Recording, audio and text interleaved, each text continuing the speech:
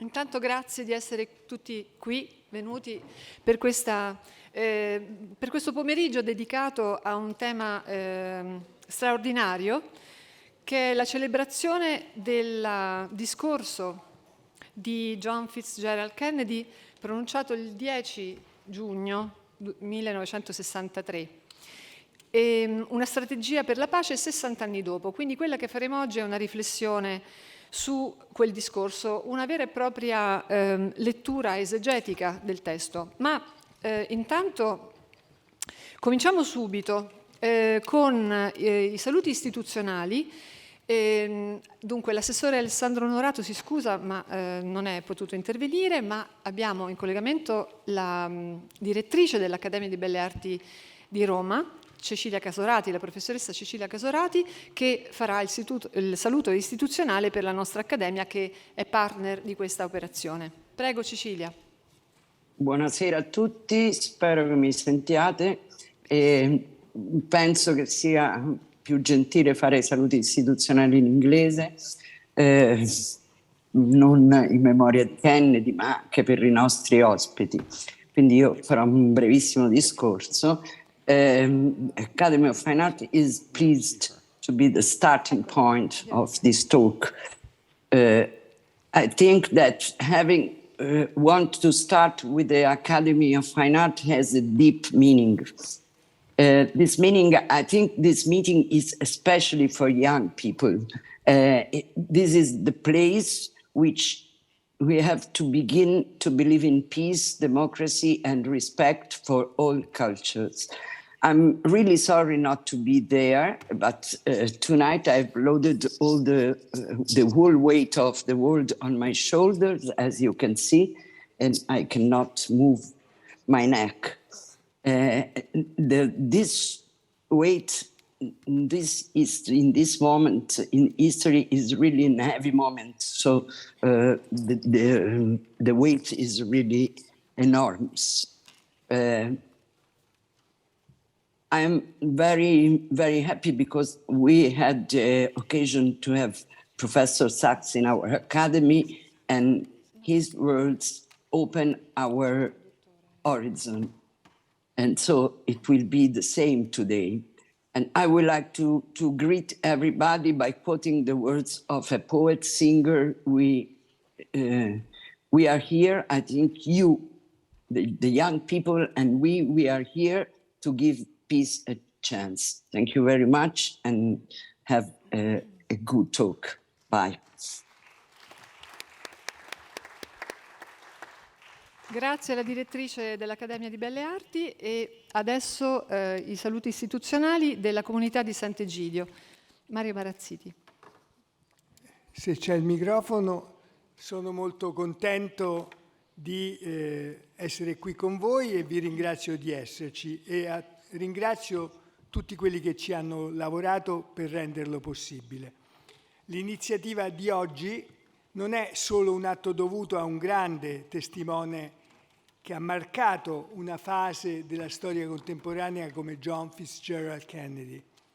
E il fatto che il suo assassinio a Dallas sia stato preceduto nell'estate precedente da un grandioso sforzo diplomatico e politico per contribuire ad uscire dalla guerra fredda e avviare percorsi realistici, realizzabili per uscire dalla guerra e dal confronto nucleare, che mai come allora con la crisi di Cuba era uscito dalle ipotesi per entrare drammaticamente nel più grande rischio mai corso nel pianeta. Ma alla fine fu evitato perché il fattore umano, la leadership di JFK, di Nikita Khrushchev, la grandezza morale di Papa Giovanni XXIII furono capaci di interrompere automatismi letali. Poco dopo, nella Pacem in Terris, quel grande Papa ci ha lasciato anche una preghiera, che è una visione. Il Signore illumini i responsabili dei popoli affinché difendano il dono della pace, accenda la volontà di tutti a superare le barriere che dividono, ad accrescere i vincoli della mutua carità, a comprendere gli altri, a perdonare coloro che hanno recato ingiurie e fiorisca in essi e sempre regni la desideratissima pace. Ecco, c'è una visione, un coraggio che sono paradossalmente ancora più necessari oggi. Quelli espressi dalla missione umanitaria voluta da Papa Francesco e avviata dal Cardinal Zuppi per ascoltare, incontrare tutti gli interlocutori e attori di questa guerra dolorosissima e aprire percorsi di pace. Se parlo oggi della pace è perché la guerra ha assunto nuove sembianze, diceva Kennedy, e lo ascolteremo.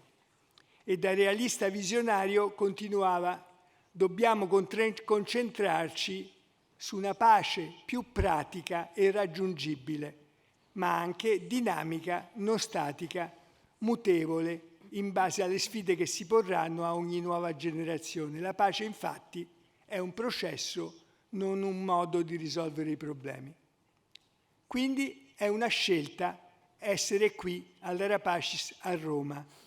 Per questo siamo contenti di avere contribuito a questo evento. La scelta di aprire uno spazio di pensiero che possa aiutare anche oggi, mentre è in corso una dura guerra sul continente europeo e mentre appare scarsa l'immaginazione di pace e per la pace. Va nella direzione che Papa Francesco indica e chiede al mondo, assumendosi la responsabilità che le attuali classi dirigenti a livello planetario fanno fatica ad assumersi. È una scelta. Uno spazio di pensiero è necessario. Qui viene messo a disposizione di tutti, opinioni pubbliche, decisori politici, ricercatori, cittadini comuni. In un tempo, il nostro, in cui proprio le opinioni pubbliche sembrano, al solo confronto con le grandi mobilitazioni che si accompagnarono al traumatico inizio della prima guerra del Golfo nel 2003, intorpidite. Opinioni pubbliche e classi dirigenti non più stupite che la guerra sia diventata uno strumento ordinario di politica militare, al posto della politica e al posto della diplomazia. Tutti sanno che la guerra che mette fine a tutte le guerre non è stata inventata perché non esiste, ma questa ovvia verità, questa consapevolezza crescente dopo la Seconda Guerra Mondiale, sembra relegata nel dibattito pubblico allo spazio dei pensieri dei bambini. Uno spazio di pensiero è invece qui davvero necessario. In un tempo, il nostro, in cui il respiro e il cuore del mondo sembrano ripiegarsi e frammentarsi nella riscoperta dei confini e dei nazionalismi, mentre tutte le grandi sfide per il futuro dell'umanità, pandemie, guerre, climate change, movimenti migratori, sono globali e hanno conseguenze globali e non possono essere certo fermati con frontiere o su base nazionale. C'è un linguaggio ribaltato dove viene chiamato realismo l'illusione e dove il realismo necessario per svuotare le guerre viene chiamato ingenuità. La comunità di Sant'Egidio non smette di guardare a ogni essere umano in difficoltà come a una persona che mi riguarda, che ci riguarda. E per questo, anche nella guerra in Ucraina, la prima preoccupazione e impegno è per alleviare le sofferenze di milioni di donne e di uomini nella loro terra e qui in Europa. Ogni essere umano è il nostro patrimonio universale UNESCO. Per questo, mentre siamo al fianco di tutte le vittime, sentiamo anche però la responsabilità di immaginare le paci possibili mentre c'è la guerra e non solo dopo. Allora è ancora più urgente in tempi di guerra conclamata e io credo che quanto abbiamo imparato dopo la crisi di Cuba, quell'escalation verso uno scontro nucleare che era arrivata a sfuggire di mano, ma che con il colloquio diretto, leadership capaci di resistere agli automatismi letali, la decisione, anche in presenza di reticenze, e anche in presenza di menzogne, come si dicevano al tempo, come quelle di allora e in ogni tempo di guerra, per non squalificare il ricorso al dialogo e al negoziato in momenti successivi, l'interazione anche con canali di diplomazia informale, come quelli che hanno permesso l'iniziativa di Giovanni XXIII, utile a fornire una via d'uscita senza perdere la dignità, furono le chiavi allora per uscire da quella crisi che poteva essere definitiva. credo che sono elementi che dobbiamo prendere in considerazione anche oggi. Per questo, e concludo, questo mio saluto e questo buon lavoro, la comunità di Sant'Egidio ha aderito, lavorato con convinzione qui da Roma, con questo luogo di creatività come l'Accademia di Belle Arti, dove il dialogo globale tra le culture è nel DNA, e con il Network per lo sviluppo sostenibile dell'instancabile amico e sempre senza vested interest, no vested interest, Jeffrey Sachs, per promuovere questa occasione di pensiero, per una nuova immaginazione di pace e per la pace. E quindi buon lavoro a tutti noi. Benissimo. Allora, dopo questi primi saluti istituzionali, un breve riassunto di quello che accadrà in questo pomeriggio. Adesso avremo un intervento del professor Sachs, poi vedremo insieme il filmato del discorso della pace di Kennedy e dopodiché ascolteremo le riflessioni online. Ci sarà con noi Kerry Kennedy, poi Nina Khrushcheva e Gillian Sorensen. Successivamente passiamo alla seconda parte della conferenza dedicata alla pace ai giorni nostri e quindi ci saranno gli interventi che potete trovare tra l'altro sulla press, sui documenti che vi abbiamo consegnato, ci sono tutti i conferenzieri. Dopodiché seguirà un breve intervento sulla pace e la cultura da parte mia e poi la serata sarà terminata con le riflessioni del professor Sachs. Quindi prego i relatori di rispettare il loro tempo, che è di 10-15 minuti al massimo, in modo da poter concludere la serata intorno alle 8. E non mi resta che fare i ringraziamenti, intanto al Comune di Roma che ha gentilmente concesso questa sala bellissima perché appunto trattandosi di pace l'Ara Pacis era il posto più indicato. E poi sicuramente SDSN che ha promosso l'iniziativa, l'Accademia di Belle Arti di Roma e la comunità di Sant'Egidio che sono partner di questa operazione. E poi gli sponsor che ci hanno affiancato premurosamente in tutto ciò, e quindi Miss Betsy Parker dell'SDSN, la Fondazione Lavazza e poi EIIS, che è lo European Institute of Innovation for Sustainability, e infine, last but not least, l'associazione culturale Pensare Insieme, che è presente fisicamente qui con alcuni suoi soci e parallelamente nella città di Catania, grazie all'iniziativa del dottor Agostino Marottoli, che ha organizzato una sorta di gruppo di studio, di lavoro, di riflessione, di commento a quanto verrà detto qui questa sera. Quindi credo siano adesso già collegati tutti con noi, non so se può comparire la schermata. E ci sono anche ospiti illustri con Agostino a coordinare le riflessioni. Infine un ringraziamento veramente sentito al team tecnico e creativo che è stato veramente creato in corsa, un team che è sia italiano, romano, ma anche internazionale grazie appunto al supporto da New York e da altre parti del mondo. E diciamo, questo ha permesso che questo piccolo miracolo oggi possa accadere, cioè l'incontro di tante persone così profondamente interessate al tema della pace. Allora, alla parola adesso subito al professor Sachs. Grazie.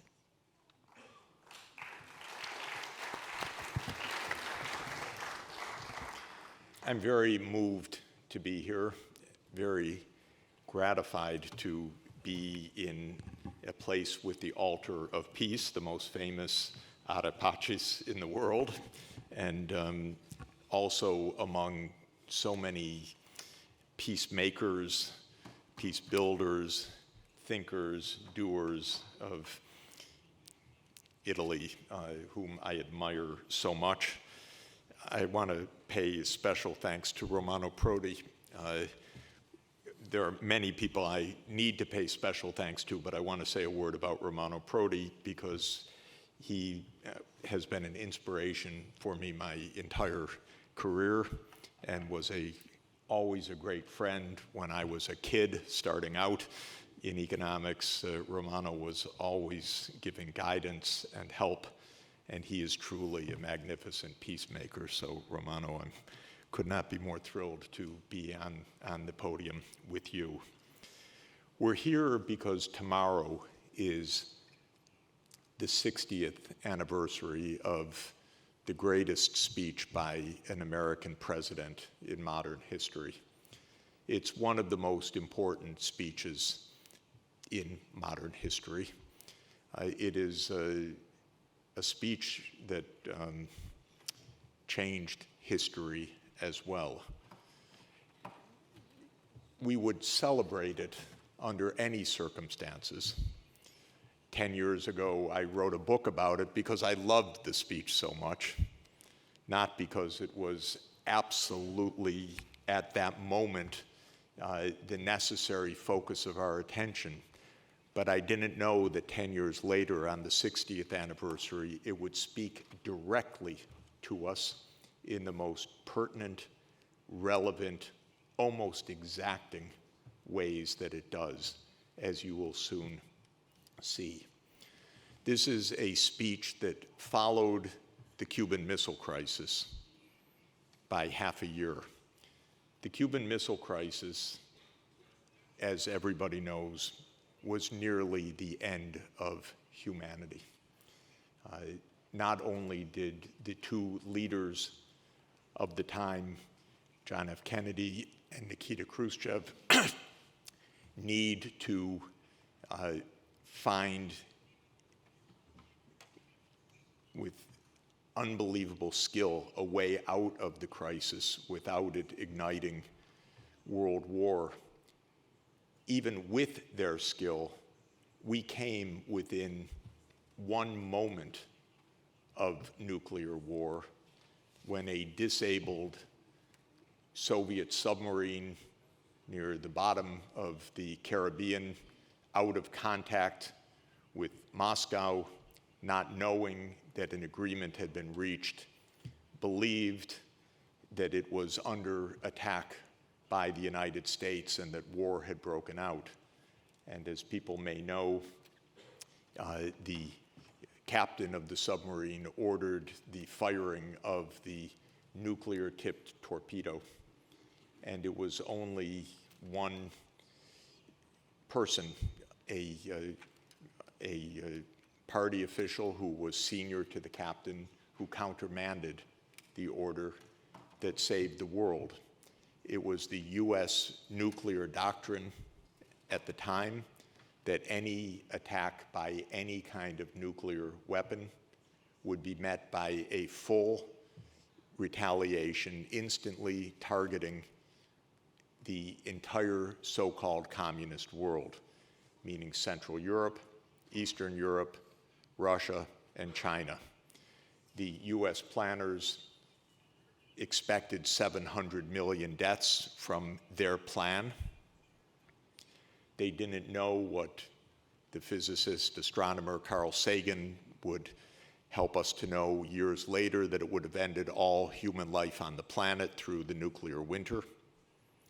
But we came within a hair's breadth of that. In the aftermath of the Cuban Missile Crisis, which was ended by diplomacy of two people, President Kennedy and Chairman Khrushchev, the two of them realized, after this totally harrowing experience that they had lived through, perhaps a unique experience in all of human history, where two people held the fate of the world literally at their fingertips, that they had to pull back from the brink. And this was a joint effort of the two. They decided towards the end of 1962, just weeks after the Cuban Missile Crisis, that they would try to step back and actually negotiate some kind of agreement, perhaps on nuclear testing. And 1963 would prove to be the year of that diplomacy, 60 years ago. President Kennedy knew that this would be extraordinarily difficult to negotiate, and he knew that that was not mainly because of the Soviet side but because of the American side, which didn't believe that peace was possible.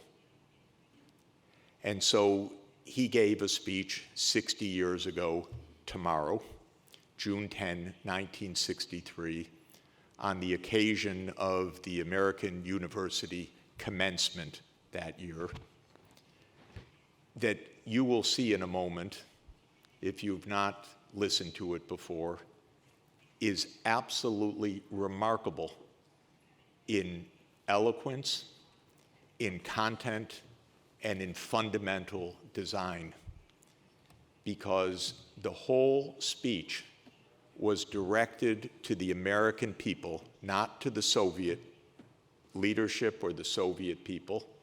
It was directed to the American people, saying, we must reconsider our attitudes towards peace, because our attitudes are as important as their attitudes.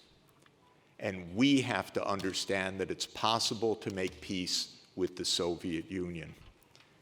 I think it's hard for us to imagine, at the height of the Cold War, just months after the Cuban Missile Crisis, that an American president would dare to make such a speech.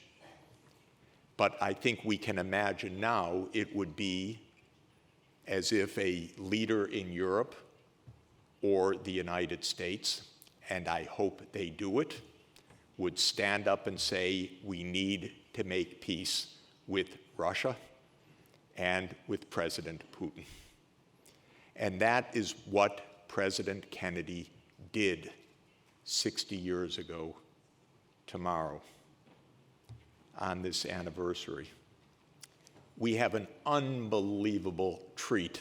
For me, it's a dream.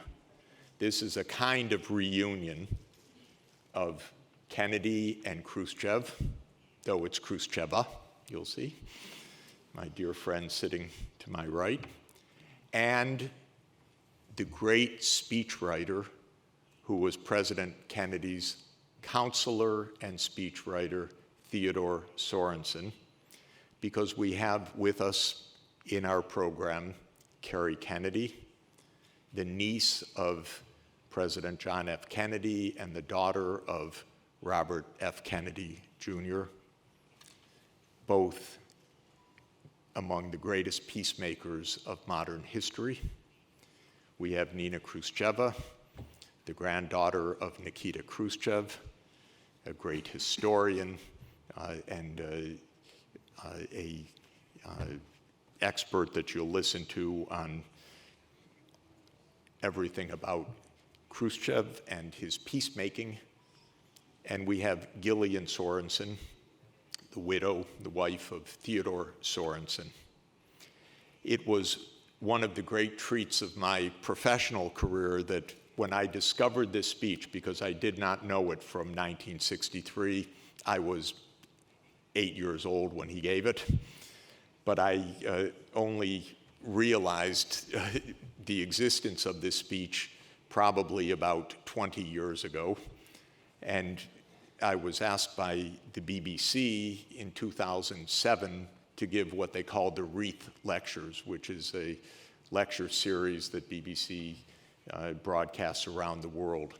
And you give several Wreath Lectures, and one I gave at Columbia University in New York, my home university, and Theodore Sorensen came, and I dedicated that talk, that Wreath Lecture, to the peace speech.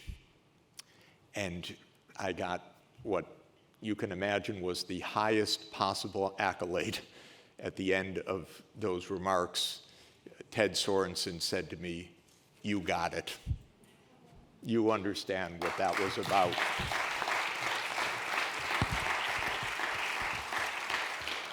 And he was a most wonderful person. And I asked him, would you write a book with me where I would elaborate a bit what I was saying and you would tell the history of this speech? And he said yes. And then he passed away. And it fell on me to write a book called "To Move the World," which is a phrase from Kennedy's remarks about the peace in his last speech to the United Nations in September 1963, just before his assassination, to celebrate the speech on its 50th anniversary. So we have a wonderful reunion. The great peacemakers of that day were Kennedy, Khrushchev, Theodore Sorensen, and of course Pope John XXIII, who was actively involved in the last days of his life in bringing the two leaders together. Because in the spring of 1963, in literally his dying days, he produced Pacem in Terris, which is in the great line of the Catholic social teachings, which I believe are a magnificent gift to humanity. And this was the social teaching about statecraft, that governments too, in their international relations, must comport with the moral law. And Khrushchev waited for the Russian version of the encyclical, and Kennedy waited for the English version of the encyclical to arrive at and inspired both of the leaders. So we will now watch President Kennedy's words. I wanted to give you the context. I will say a few words after we watch excerpts of his speech, and then we will hear from Kerry Kennedy and Nina Khrushcheva and Gillian Sorensen. Thank you.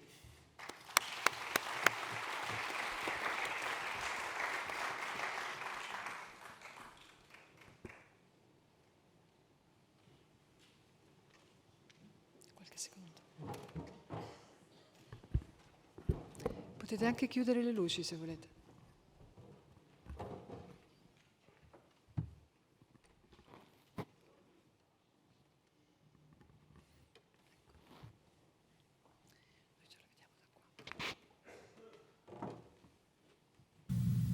There are few earthly things more beautiful than a university, wrote John Masefield in his tribute to English universities, and his words are equally true today. He did not refer to towers or to campuses. He admired the splendid beauty of a university because it was, he said, a place where those who hate ignorance may strive to know, where those who perceive truth may strive to make others see. I have therefore chosen this time and place to discuss a topic on which ignorance too often abounds and the truth too rarely perceived, and that is the most important topic on earth, peace.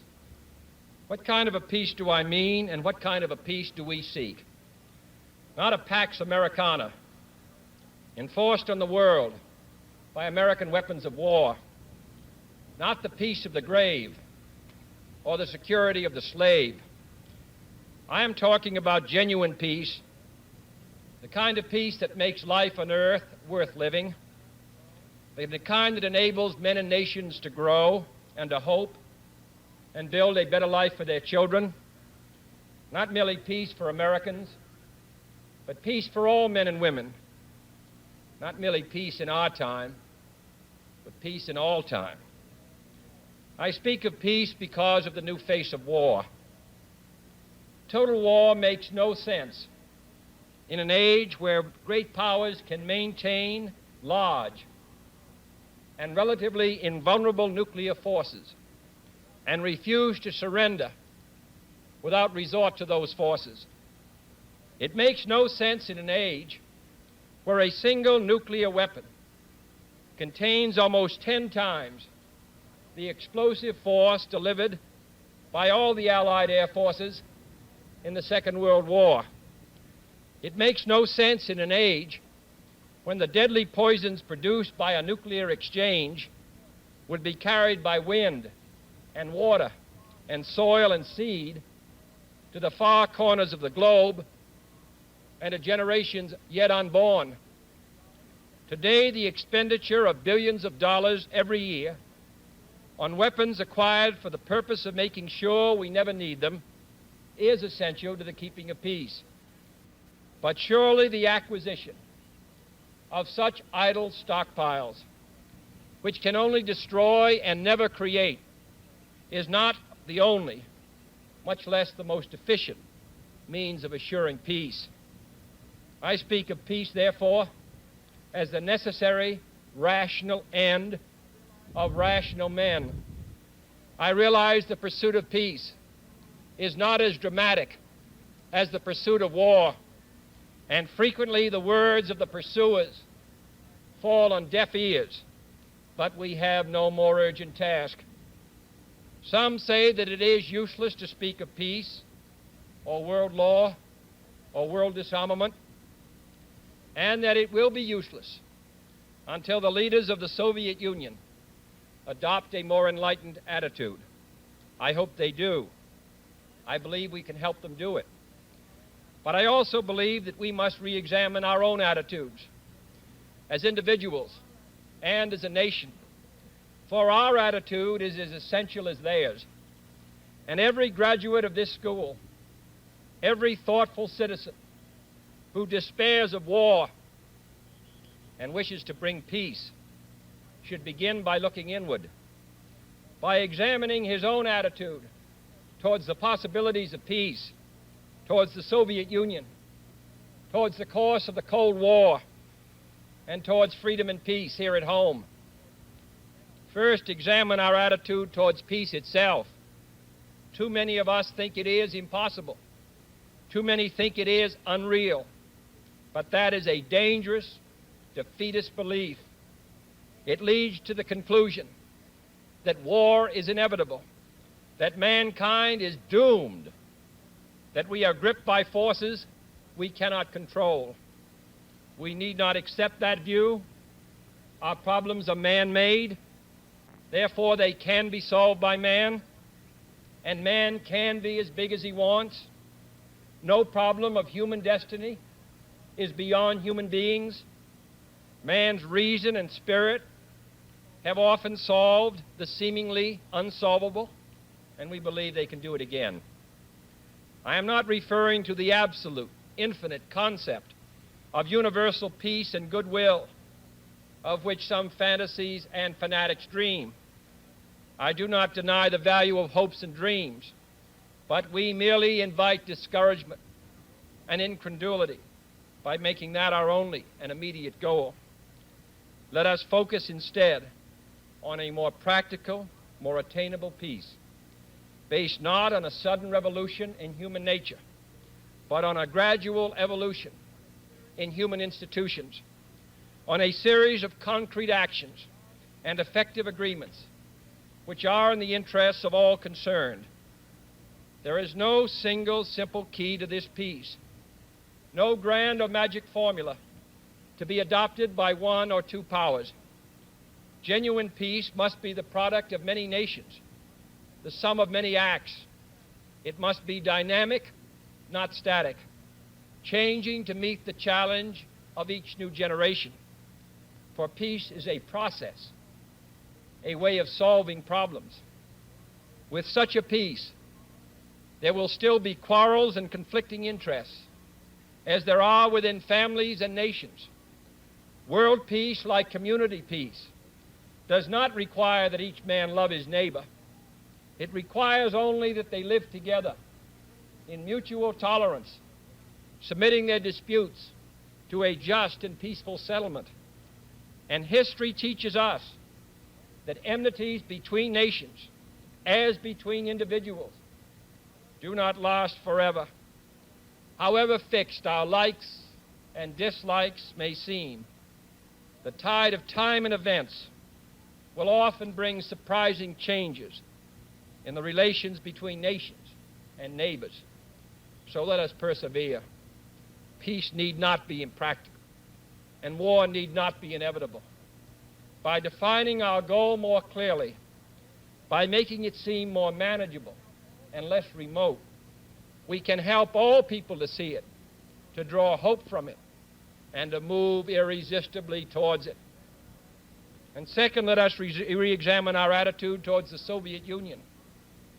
It is discouraging to think that their leaders may actually believe what their propagandists write.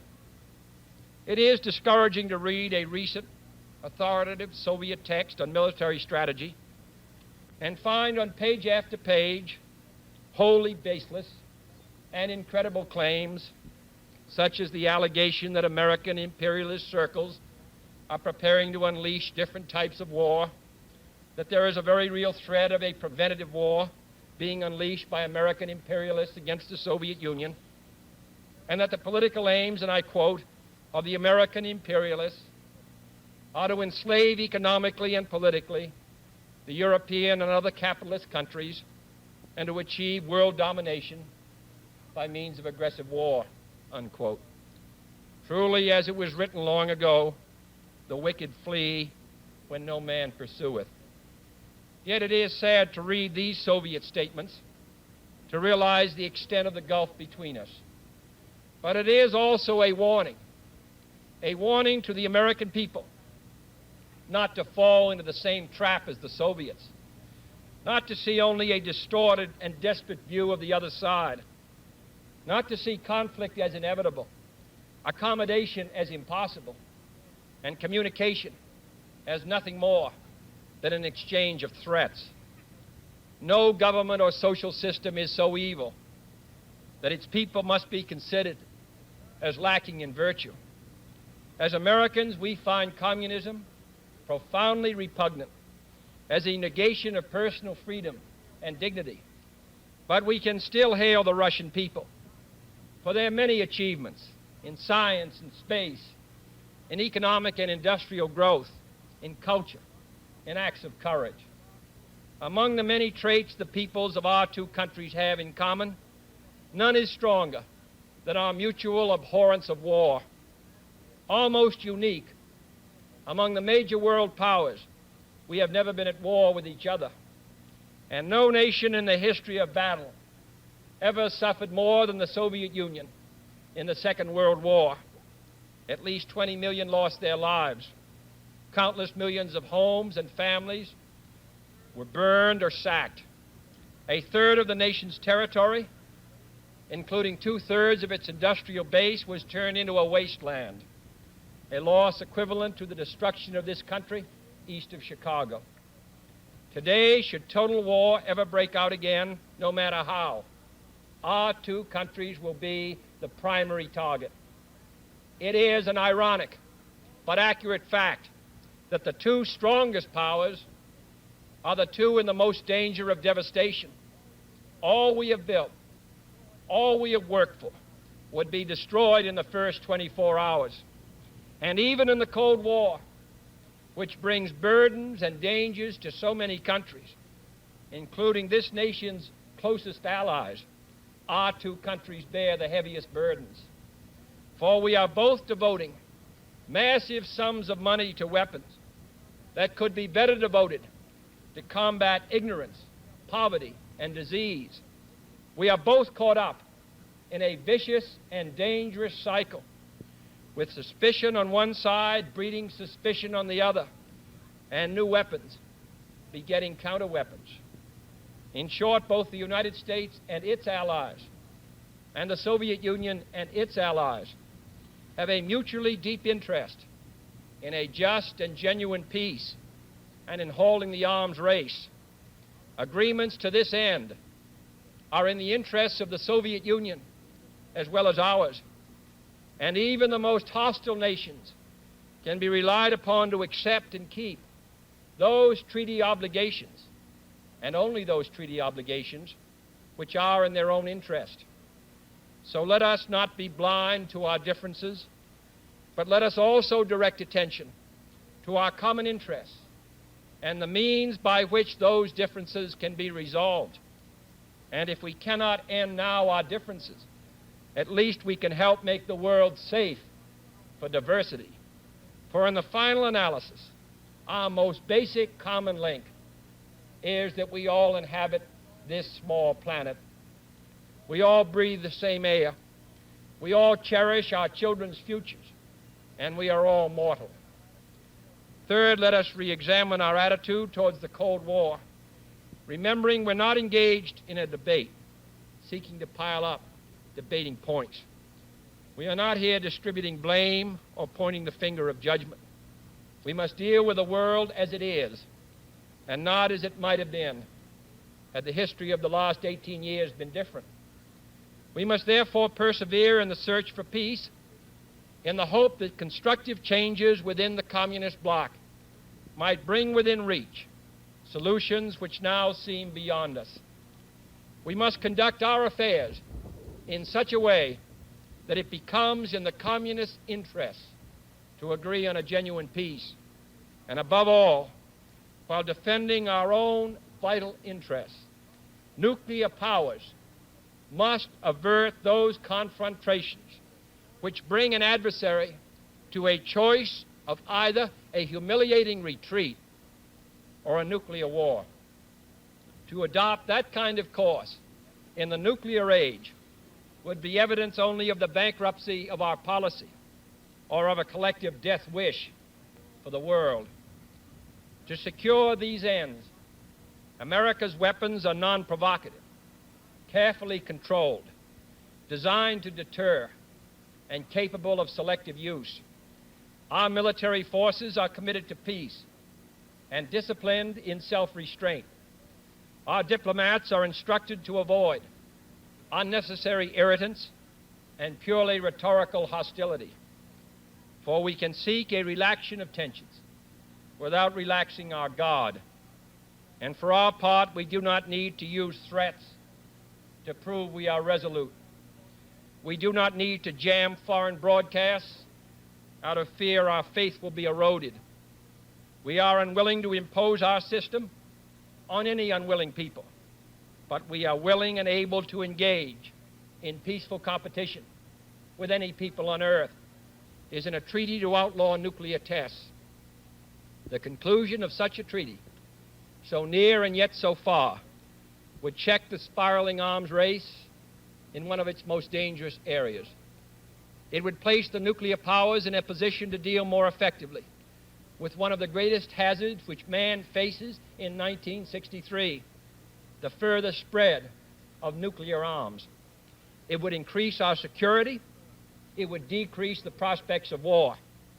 Surely this goal is sufficiently important to require our steady pursuit, yielding neither to the temptation to give up the whole effort, nor the temptation to give up our insistence on vital and responsible safeguards.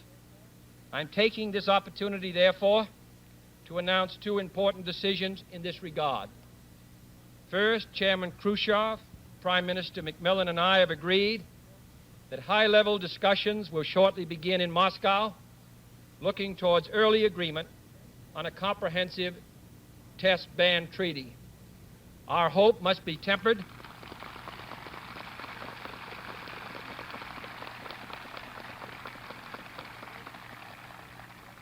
Our hopes must be tempered with the caution of history, but with our hopes go the hopes of all mankind.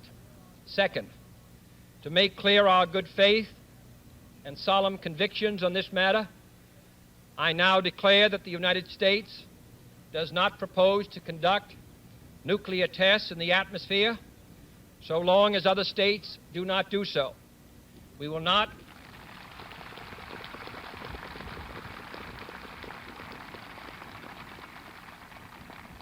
We will not be the first to resume.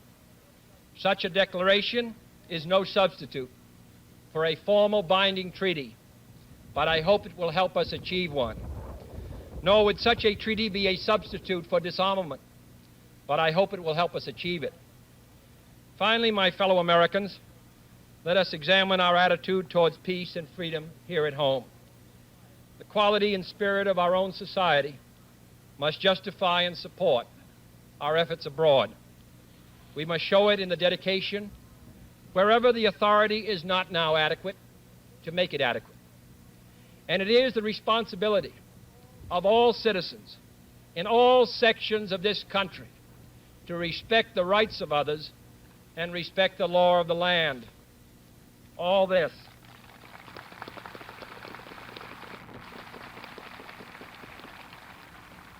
All this is not unrelated to world peace. When a man's way please the Lord, the scriptures tell us, he maketh even his enemies to be at peace with him. And is not peace, in the last analysis, basically a matter of human rights? The right to live out our lives without fear of devastation, the right to breathe air as nature provided it, the right of future generations to a healthy existence. While we proceed to safeguard our national interests, let us also safeguard human interests. And the elimination of war and arms is clearly in the interests of both.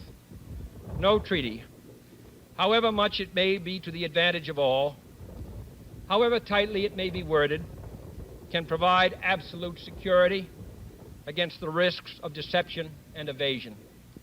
But it can, if it is sufficiently effective in its enforcement, and it is sufficiently in the interest of its signers, offer far more security and far fewer risks than an unabated, uncontrolled, unpredictable arms race.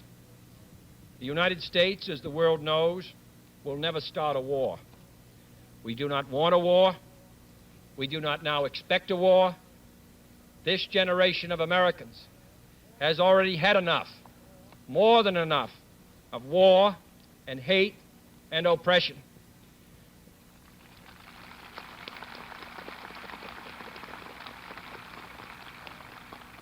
We shall be prepared if others wish it. We shall be alert to try to stop it.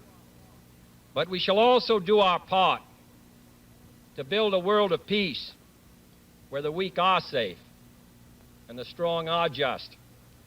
We are not helpless before that task or hopeless of its success. Confident and unafraid, we must labor on, not towards a strategy of annihilation, but towards a strategy of peace.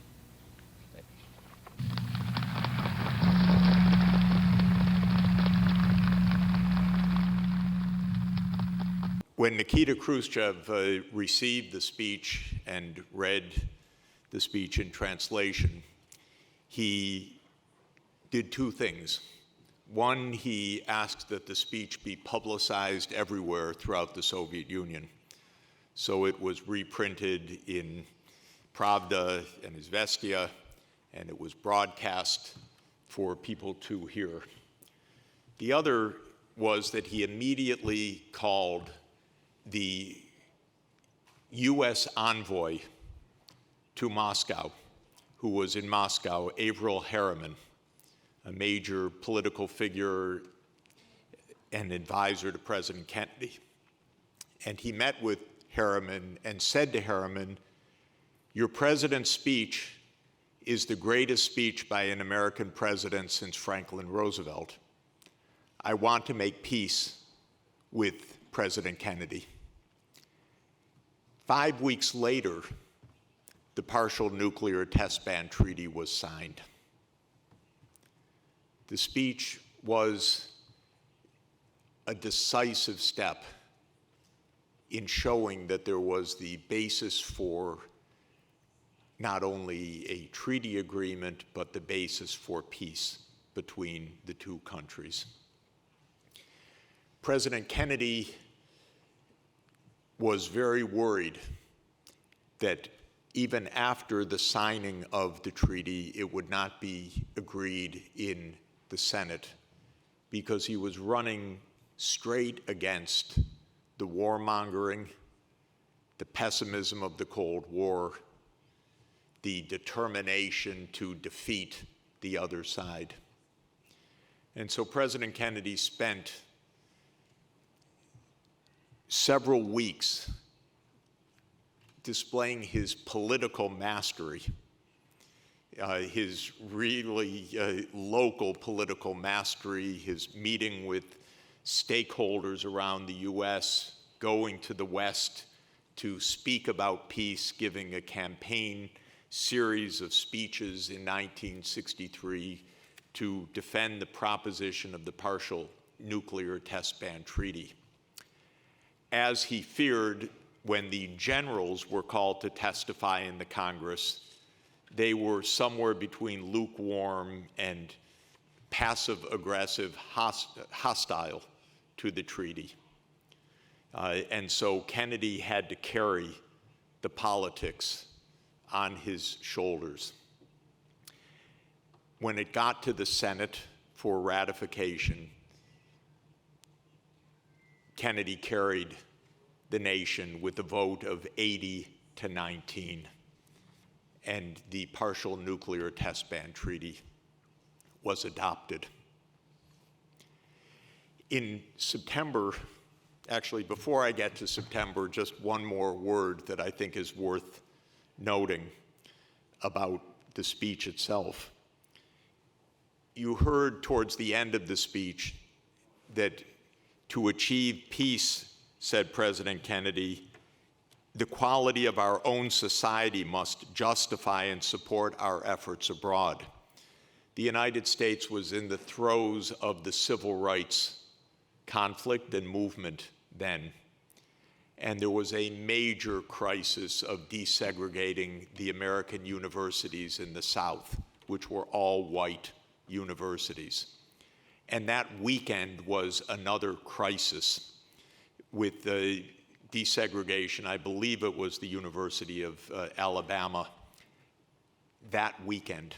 And there was violence and there were threats on the students' lives of the African American students who were attempting to desegregate these segregated institutions. So on June 11, the next day, Kennedy gave another speech. By the way, they barely had time to write it, so Sorensen was still giving him notes and sentences and suggestions, and Kennedy was scribbling words as the camera went on in the evening, and part of the speech was ad-libbed.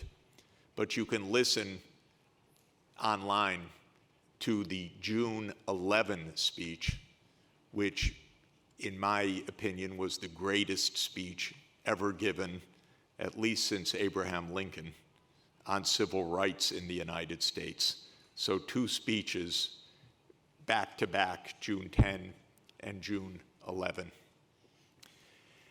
That summer, President Kennedy not only had to campaign in the United States, but also in Europe for peace. And there were many, many difficulties that he faced with the Allies, including the interest of Adenauer at the time to gain nuclear weapons, which was one of the dire threats that the Soviet Union felt, and an absolutely legitimate fear. Because remember, this was just 18 years after World War II. Germany was rearmed, remilitarized under the US military, under NATO, which the Soviet Union regarded as a direct threat because the United States had rejected any peace agreement after World War II. The Soviets had pushed for a neutral Germany and a disarmed Germany. The United States had rejected that, and Adenauer was campaigning for nuclear weapons, actually, for Germany in the early 1960s. And Kennedy went to Germany in part to make clear that was not going to happen, that peace needed no nuclear weapons held by Germany, and that the security interests of the Soviet Union needed to be respected.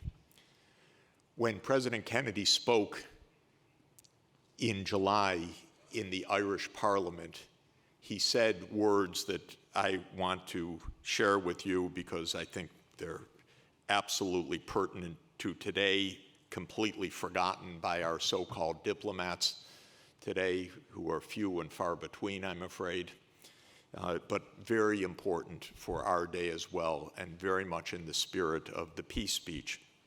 He said to the Irish Parliament, "Indeed, across the gulfs and barriers that now divide us, we must remember that there are no permanent enemies.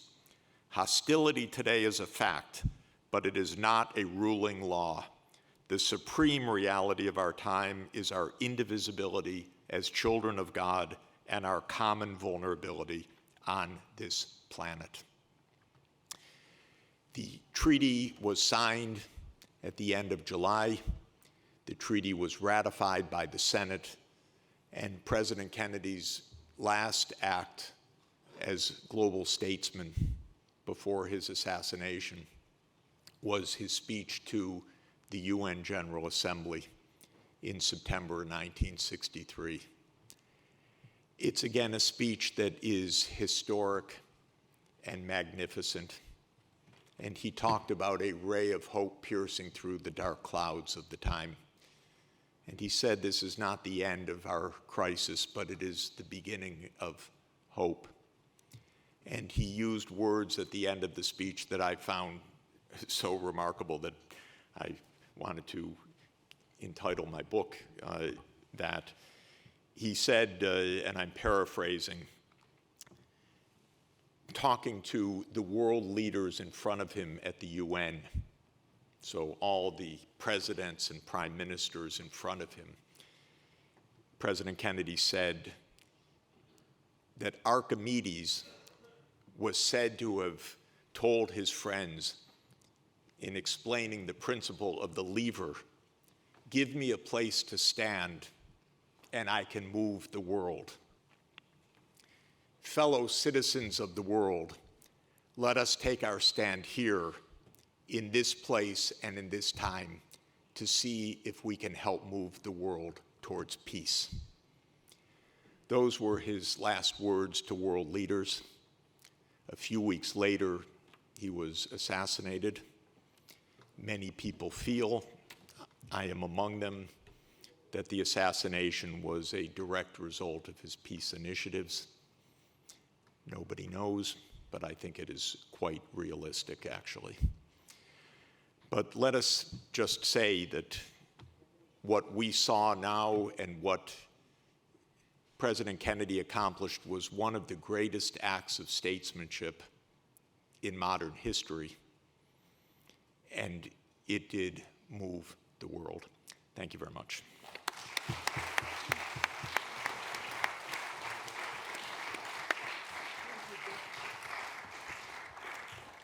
Adesso dovremmo avere in collegamento online Kerry Kennedy.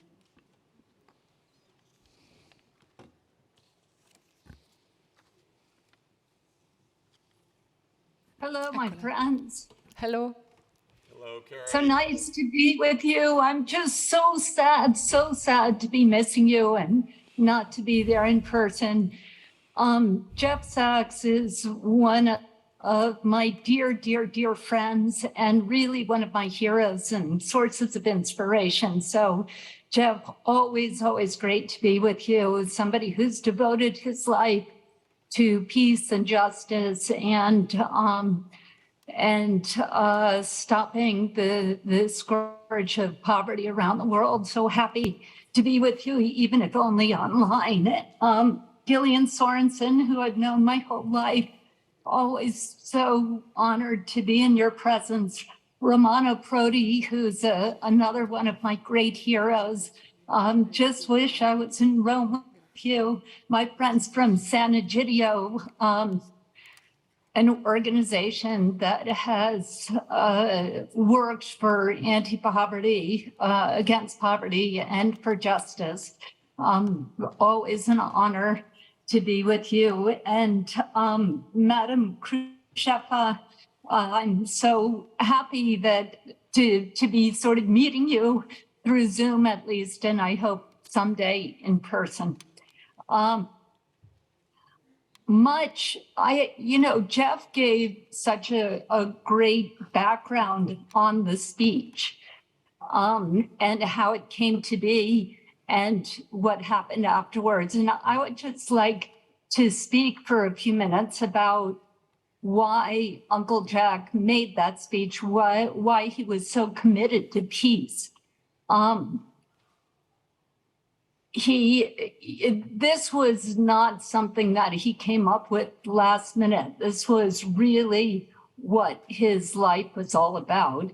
And that speech at American University, in which he is urging us to build the institutions of peace. He is urging us to believe a just peace is not a mere pipe dream, but within our reach. His concern that war starts because of a misunderstanding or a miscalculation about the enemy. His urging us to have a greater understanding of the very real fear of war felt by the citizens of the Soviet Union, a country which he points out, which sustained the loss of 20 million people during World War II, which was only 20 years earlier, and the decimation of a third of their country, equivalent to the total loss of everything east of Chicago in the United States.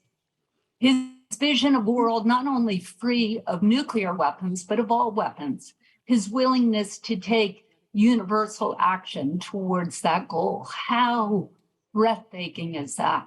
How courageous is that? Rereading his words from 60 years ago, one cannot help but see the parallels with the world we are grappling with today. So I'm going to just take these few minutes to put into context some of Jack's experience with war and peace as president of the United States, which really informed his approach to war and to making that peace happen. His commitment to peace grew out of the unmitigated disaster of having the PT boat, which he was commanding, split in two by a Japanese destroyer during World War II, and losing two of his shipmates and then swimming 3.5 miles, dragging an injured soldier and saving the lives of the rest of his crew. He knew firsthand the trauma of war. Despite the aggressive Cold War palaver that Jack used in his campaign rhetoric, and to some extent his inaugural address, his greatest ambition as president was to keep the peace. In his inaugural address, and again at the UN, he said, "We have the capacity to make this the best generation in the history of mankind, or the last." He told Ben Bradley, who was one of his closest friends, that he wanted his epitaph to read, "He kept the peace." His Defense Department Secretary, Robert McNamara, commented later, quote, "I think his view was that his primary responsibility as president was to keep the country out of war, if at all possible," unquote. McNamara admitted that Jack succeeded under the most adverse circumstances, surrounded as he was by warmongering generals, congressional hawks, and a highly militarized Washington establishment, all convinced that war with the Soviets was not only inevitable, but desirable. At the beginning of his administration, Jack met with Khrushchev in Vienna and brought him a small model of old Ironsides, the ship my grandma Rose Kennedy used to take her children to and us, her grandchildren, to see in Boston Harbor. Pointing to the cannons, Jack said that in those days you could see the person you were shooting. But today we could shoot across great distances and kill millions or even hundreds of millions of people, both innocents and the military, and that we had to take on a new moral responsibility towards the powers that the nations were wielding.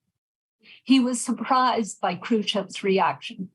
Khrushchev was bombastic, pugnacious, and unwilling to negotiate or move. Jack went back to the United States badly shaken. During the summer of 1961, the US military, under the direction of General Lucius Clay, took a series of unauthorized proactive actions against the Soviets along the Berlin Wall. This culminated on October 27, 1961, when Soviet and US tanks loaded with live munitions faced one another at Checkpoint Charlie, the line dividing East and West Berlin. On September 29, 1961, Khrushchev wrote Jack a letter, the first of 26 secret letters between the two of them. It was smuggled to Jack by Georgy Bolshakov, which he handed to Pierre Salinger, folded in a copy of the New York Times. Bolshakov was a KGB spy who used to frequent Hickory Hill, our home in Northern Virginia. He was a bon vivant, and he used to delight us kids by doing traditional Russian dances, and my mother would egg him on to have push-up and arm wrestling contests with my father. The CIA was horrified that we would let somebody who was a known spy into our house. But with the Berlin crisis, Khrushchev began using Bolshakov to end run the KGB and the military establishment. The letter was essentially an apology for Vienna. Khrushchev sent his letter from his Black Sea retreat, his dacha, and in it, Khrushchev referenced the Bible, writing, "We're all on this ark together, and no matter whether we are clean or unclean, we all have an interest in having the ark continue to float." Jack took that biblical imagery and replied to Khrushchev. On October 16th, from his desk in Hyannisport, looking out over the field where we played baseball every day, Jack described Hyannisport as a place where his children played with their cousins, saying that we had a moral interest in making sure that innocent people like our children were not incinerated by thermonuclear mistakes made by hard-headed politicians. In the second letter, Khrushchev said, quote, "I have no ground to retreat further. There is a precipice behind me," unquote. Jack understood at this point that Khrushchev was in the exact same situation he was in. They were both confronting their own military and intelligence complex that was intent on going to war. Jack understood Khrushchev's predicament and gave him the room he needed. He told him at the time, "If you withdraw your tanks, I'll withdraw mine within 20 minutes. Jack said to his advisors at that time, who wanted him to launch attacks against the Russians, "I am not going to war over driving rights on the Autobahn." In the aftermath of the crisis, General Lucius Clay called Jack a traitor for not using the atomic bomb on the Soviets. In Vietnam, Jack again found himself in a pitched battle with his own advisors drumming for war. In 1951, he and my father visited Vietnam and witnessed the futility of French efforts against the determination of the Vietnamese people. When he returned to Washington, he isolated himself from his congressional colleagues with his outspoken opposition to the hopeless internecine struggle. As president, Uncle Jack was determined not to become embroiled in a war there. When Jack became president, he had 685 military advisors in Vietnam. From the start, he was under constant pressure to put in ground troops, but that pressure was no match for his own convictions. By the time he died, he had committed no ground troops. He did send 16,000 advisors, 4,000 fewer than the 20,000 troops he sent to Old Myths. Meanwhile, his most trusted friends and advisors from the national security team, including General Maxwell Taylor, Bob McNamara, McNamara's deputy, Roswell Kilpatrick, Secretary of State, Dean Rusk, Vice President Lyndon Johnson, his ambassador to Vietnam, Frederick Bolton Jr., every one of the Joint Chiefs of Staff, and his entire intelligence apparatus, along with the New York Times and virtually every major newspaper in the country, advised him strongly to send troops to Vietnam. Reflecting on it later, General Taylor observed, "I don't recall anyone who was strongly against sending combat troops to Vietnam except for one man, and that man was the president." Jack feared an election loss to the warmongering Republicans if he brought the American advisors home right away. But the morning he left for Dallas, he received the report that 78 American men had died in Vietnam, and he was visibly shaken. On May 8, 1962, Jack ordered McNamara to devise a plan to bring all American troops home from Vietnam. On October 11, 1963, 5 weeks before his death, Uncle Jack bypassed his own national security Council and issued National Security Action Memorandum 263, making official government policy the withdrawal from Vietnam of the bulk of the U.S. military personnel by the end of 1965, beginning with 1,000 U.S. military personnel by December 1963. Indeed, the first 1,000 advisors came home by the end of that year. And then, with his death, they were just as quickly replaced. In Cuba, Jack again resisted the hardliners, intent on going to war, first during the Bay of Pigs and later during the Cuban Missile Crisis. During the Bay of Pigs, CIA Director Allen Dulles and Deputy Director Richard Bissell assured Jack that the invasion of Cuba would succeed because the US-backed forces were superior to the Cuban forces and Castro was wildly unpopular. We now know that Dulles and Bissell said that to the president, knowing both statements were untrue. But they believed that a young, inexperienced president, faced with military defeat after only 3 months in office, would in the heat of the moment fold to military and intelligence advisors and send in the Essex aircraft carrier, starting a ground war. Jack said later, "They thought I'd send in the Essex, and they thought wrong." Dulles and Bissell tried to get him to go to war, and he fired them both. Afterwards, Jack said he wanted to splinter the CIA into 1,000 pieces and scatter it to the winds. Basic facts of the Cuban Missile Crisis are well known. In October 1962, an American U-2 spy plane secretly photographed nuclear missile sites being built by the Soviet Union on the island of Cuba.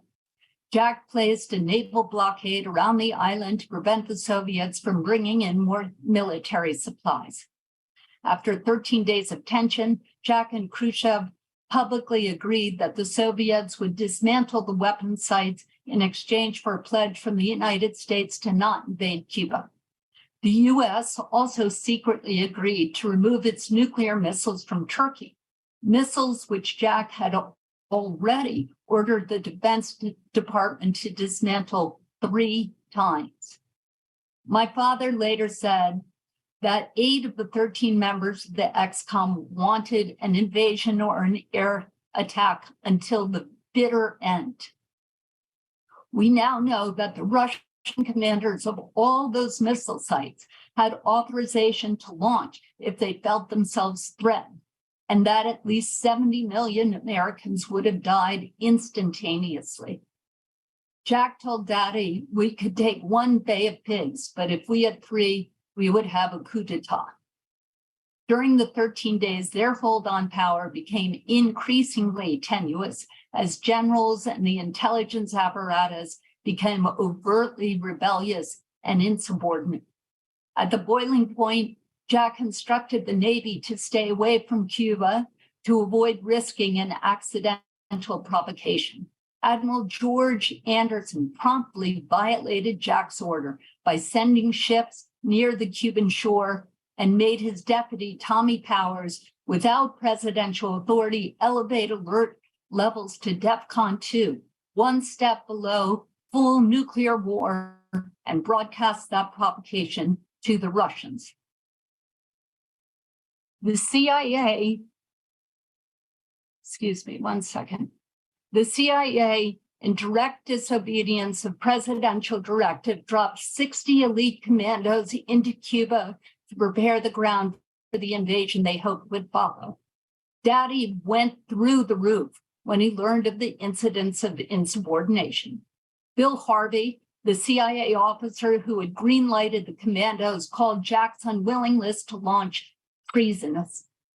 Incensed brass were in a state of disbelief at what they considered bald treachery to our country by the president. Admiral George Anderson screamed at Daddy, "We have been had."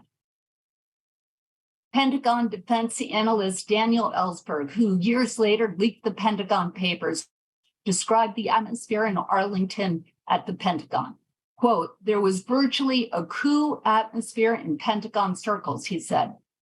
Spoiling for a war to end all wars, LeMay found consolation by allowing himself to believe all was not lost. Why don't we go in there on Monday and make a strike anyway? LeMay ventured hopefully as he watched the crisis subside. We lost, he fulminated. We ought to go in there and just knock them off. Jack graciously hosted a White House reception for the Joint Chiefs in a magnanimous gesture to thank them and share with them some of the undeserved credit for successfully resolving the Cuban Missile Crisis. The Joint Chiefs rejected the olive branch, and an insubordinate LeMay raged at Jack in public. It's the greatest defeat in our history. We should invade today. Weeks later, still boiling, he complained to the chiefs bitterly. We had a chance to throw the communists out of Cuba, but the administration was scared to death that Russians might shoot a missile at us. Nixon publicly chimed in with diehard wingnuts, condemning Jack for pulling defeat out of the jaws of victory. Reflecting on the Berlin crisis, Vietnam, the Bay of Pigs, and the Cuban Missile Crisis, it is terrifying to consider how close we came to indeed making this the last generation of mankind. Our world was saved again and again and again by leaders who listened carefully to advisors, but acted independently, who were willing to consider war, but were committed to peace. Leaders who had the courage to stand up to the Pentagon, the CIA, the military-industrial complex, and who had the sensitivity to understand the plight of their enemies. Leaders whose judgment was sound, whose imagination soared, and who spoke truth to power. Daddy was touched by the many people who said, with Jack's assassination, so died their hope. But he did not share that sentiment. He said, we must learn the lessons that Jack's life had to teach us and model our action on the best of Jack's. Those men and their commitment recall Stephen Spencer's famous lines. I think continually of those who are truly great, the names who in their lives fought for life, who wore at their hearts the fire's center. Born of the sun, they traveled a short while towards the sun and left the vivid air signed with their honor. Thank you very much. Grazie a Carrie Kennedy e adesso ascoltiamo Nina Krisheva. Thank you very much. Thank you very much for inviting me. As often, I am here, one Russian, defending the whole story. It's an amazing thing to commemorate the speech 60 years later. Thank you, Jeff, and thank you, everyone, for including me in this. I'm afraid, unfortunately, we want it to be applicable to today. I'm not sure it's fully applicable because to have peace, all sides, for the first thing they need is not to want war. And that's really not what we're seeing today. So I think in this sense, Kennedy and Khrushchev were quite special. And here there've been numerous comments already that we averted the war and we got so close. We did, but that was, if the war were to start, it would be by chance, because neither Kennedy nor Khrushchev ever, even if they entered the crisis, thought that the war between them or their decision would be possible. In fact, these 13 days it took because there is a war, and whatever they needed to do was here, because the war was never an option. And I really want to make it very clear. It's important when people say now it is the Russian missiles that were in Cuba war to shoot. No, that was never the case. In fact, Khrushchev was very specific in saying that nuclear weapons are not to be used. And he was very, very much afraid of a mistake, and that mistake that Jeff described with the submarine, and also there was a U-2 American plane was shot by the Cuban military over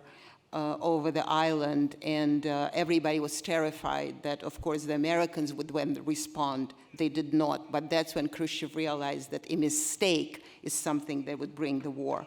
When Khrushchev and Kennedy met in Vienna in '61, Khrushchev was, well, he was bombastic because that's what he was, but he was also testing the young president. And so when the young president, for example, the young president said, well, in the atmosphere like that, perhaps we should not really be making any moves that may disbalance the power. And Khrushchev was incensed because in '61, whether President Kennedy wanted it or not, in '61 there was a Bay of Pigs, and that was indeed an attempt to disbalance the power. So that was his response. But what he also saw, and there was a conversation in Vienna that happened that was incredibly touching. Khrushchev asked Kennedy, how old are you? I think he was 47 at the time, right?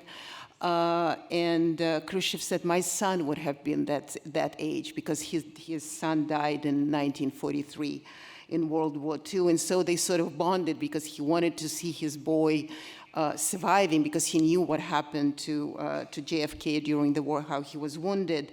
So to see him alive and that prosperous. So these are the two men that knew what war was and knew that whatever the crises are, that the war is not going to happen. One of the things that was quoted here is that in the speech when Kennedy said how devastating the nuclear weapons and nuclear war could be, Khrushchev, and even I remember that, I was very young, but it was such a striking image. He said when his physicists were telling him how destructive nuclear weapons could be, what can actually bring to the world, he said, I couldn't sleep for 3 weeks. But then I realized that only an idiot can use this, and I immediately fell asleep. Because only an idiot can really threaten and think that this is something that can be potentially used as a weapon or any part of convincing somebody that you are stronger. And so I think that's the major lesson of the Cuban Missile Crisis, that these are the people that crisis happened. But this was never, ever, as far as they were concerned, never to become a war. And we didn't speak, I mean, Jeff mentioned diplomacy, but during the Cuban Missile Crisis, the amount of diplomacy that happened behind the scenes was amazing. I mean, Pierre Salinger was mentioned here. He was shuttling. He was sent to Moscow. In fact, I know I met Theodore Sorensen. I was very, very lucky to meet him in New York. And he told me that he was reading Khrushchev's speeches and Khrushchev letters very carefully because that's how he then helped Kennedy construct his answers. So he was quoting Khrushchev often. So Khrushchev, who was a little, or not a little, vain, he would hear his own words. For example, when Kennedy said it's a small planet, these were Khrushchev's words before. He was saying this is a small planet and we have to share it. So it was a very, very clever way of dealing with a Soviet leader who, on one hand, is very self-assured, but on the other hand, as all Soviet leaders, or all Russian leaders for that matter, a lot of them are short, by the way, for that matter, they feel very insecure, and so you kind of have to feed their ego a little bit, and Ted Sorensen was brilliant, was absolutely brilliant at that. Some of the things that we didn't speak, I mean, you spoke about the speech, but, and Jeff already mentioned that the speech, so it was delivered on June 10th. Khrushchev read it on June 11th. On June 13th, it was published in Pravda and Izvestia without any, and you saw there was some sort of nods, not particularly favorable towards the Soviet Union about the propaganda, about the fact that they need to be convinced not for the war. And so the speech was published in its entirety. None of it was cut out. Jeff learned of this speech only 20 years ago. I actually remember it as a little girl because we had this newspaper at home, and I was growing up already in Brezhnev years, in Leonid Brezhnev years, so it was really not that that much animosity, sort of, but still imagining, and I was kind of shocked when I found this new newspaper, because imagining there would be a newspaper, Pravda, published with a speech of the American president published in full, even in the 1980s, was still quite a shock. And the Soviet radio, as some of you may remember or know, was always jamming the Voice of America, Radio Free Europe, BBC, and whatnot. And so Khrushchev, for this period, ordered not to jam any of this. When they were talking about the speech, it was actually, people could listen. So just imagine, it's 1963, it's the depth of the Cold War, it is the Soviet Union, and yet there's all this potential opening towards the West. A few things, I already mentioned how Ted Sorensen was reading Khrushchev's speeches, and he was reading Khrushchev's speeches, he told me, and I also now saw that because I read a lot of Khrushchev's speeches. So Kennedy also had an adversary, despite the Cuban Missile Crisis that happened in '62. But even from 1960, when Kennedy was elected, he knew he had an adversary he actually agreed with. They disagreed, of course, on ideology, but they absolutely agreed on peace. In 1959, Khrushchev, at the 21st Party Congress, already spoke about the nuclear ban of the United States and the Soviet Union for 50 years. So it wasn't Kennedy who said it first. By the way, it was Khrushchev. Unfortunately, the Soviets have propaganda, Americans have PR. It works better because it's softer. But Khrushchev was actually the first one, to put it forward. And even more so, he brought that message to the United Nations in 1959. But in 1959, when he spoke about this at the United Nations, they was like, oh, this Soviet guy, he's just bombastic. And he actually wanted, and he was saying that we need to cancel try to eliminate the army, we try to cancel the militaries, try to ban nuclear weapons and other weapons, and it all should happen in cool 4 years. Just in 4 years, it's all going to be great. But this is 1959. In 1963, John F. Kennedy pronounces his speech suggesting that very same thing that Khrushchev first mentioned in '59. This is not to say that Khrushchev more peaceful than Kennedy. This is to say that they were thinking in the same vein. They really, even if they were adversaries, they knew that this conversation could happen because, and even during the Cuban Missile Crisis, they were writing letters, and Khrushchev was writing letters to Kennedy when it was already clearly sort of resolved. Khrushchev wrote to Kennedy saying, well, we start in the morning, we will not finish all our conversations about disarmament and everything else until the evening, but we really should try to think about future generations. So there's this language, good for Ted Sorensen, that language was already heard by Kennedy and used by Kennedy as a sort of the courtesy back to Khrushchev is that I'm hearing you and I'm saying you and I'm speaking about it to my people because I already know that you are on my side. And I think something that we don't have today is that kind of understanding. That would take, Jeff said that we need to negotiate and, even with President Putin. I would love to see that there is the willingness to do this. Unfortunately, I'm not seeing that because, once again, to repeat, both Khrushchev and Kennedy were in World War II. They knew what the war is. Nobody today, until a year and 3 months ago, actually knew what war is on that scale. Unfortunately, this war is a lesson. Unfortunately, this war is serving the future generations. It's already served very badly, this one. Thank you.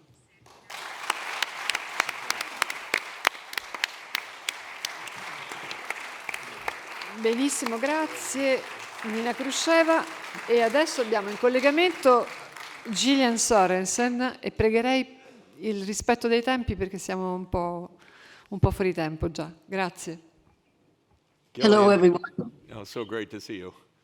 Thank you. Thank you. And so good to see all of you in Rome. I wish I were there with you.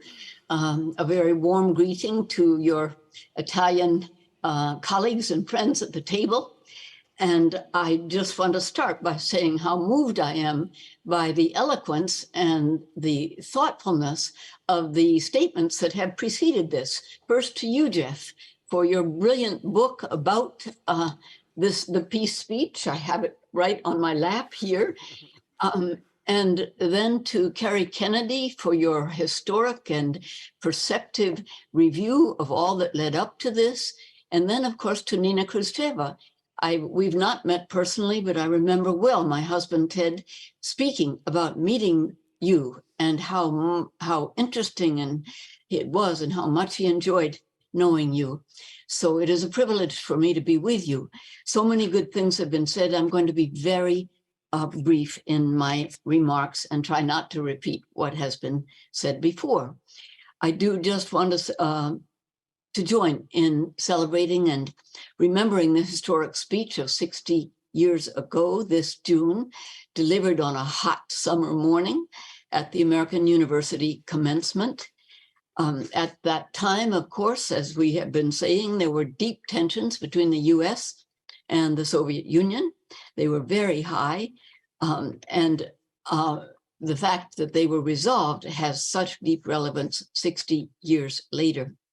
Listening to the president's speech a few minutes ago does tell us how powerful it can be when a leader finds the language to define the goals, to express the idealism and the practical needs to move toward peace, to make it seem both real and possible.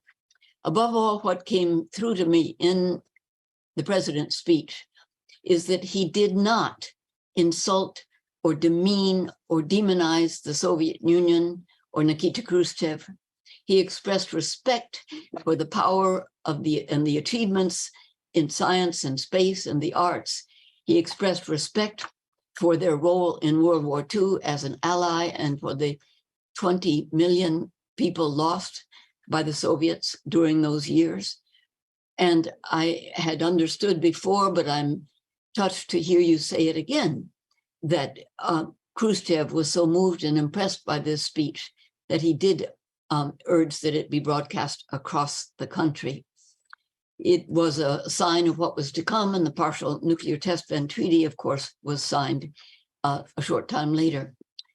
My late husband, Ted Sorensen, was indeed Kennedy's speechwriter and special counsel in the White House. They worked together closely for 11 years.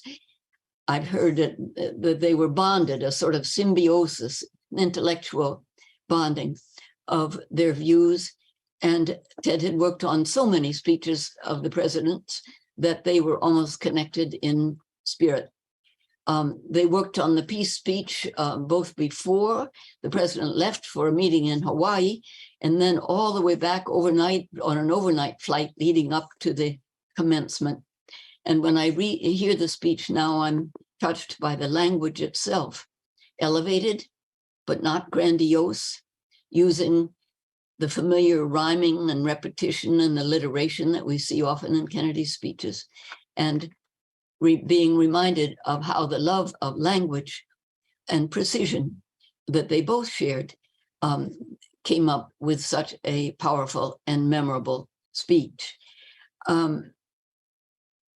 I want to refer to the phrase in that speech that is my favorite of all of Kennedy's, and it is the one that I believe Jeff also likes, and that is the phrase, "Our most basic common link is that we all inhabit this same planet, we all breathe the same air, we all cherish our children's future, and we are all mortal." I'm so grateful that this speech did happen 60 years ago. We should draw lessons for today. And my only concern for today is that the president of the United States and the leader of Russia are not in communication the way President Kennedy and Nikita Khrushchev were. And that's a serious issue. But for all of us, let us learn lessons of history if we can, and speak up and teach and support political leaders who share our commitment to peace. To you all, I send warm greetings and my thanks for your interest.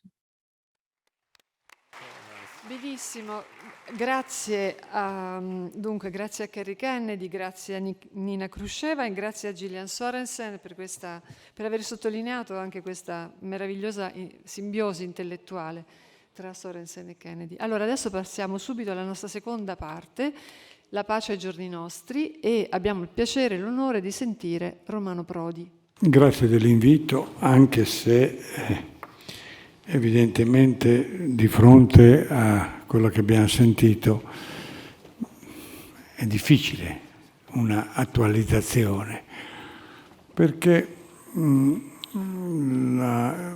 a parte uno strano ricordo, no? Il discorso di Kennedy è il 10 giugno, lo stesso giorno in cui ci fu il discorso di Mussolini per l'entrata in guerra dell'Italia, no? Pensate la strana coincidenza del giorno, ma venivo da pensarci, ci pensavo proprio qui, essendo nell'Ala Pacis, no? In un posto molto vicino e molto simbolico rispetto a quello che avvenne allora.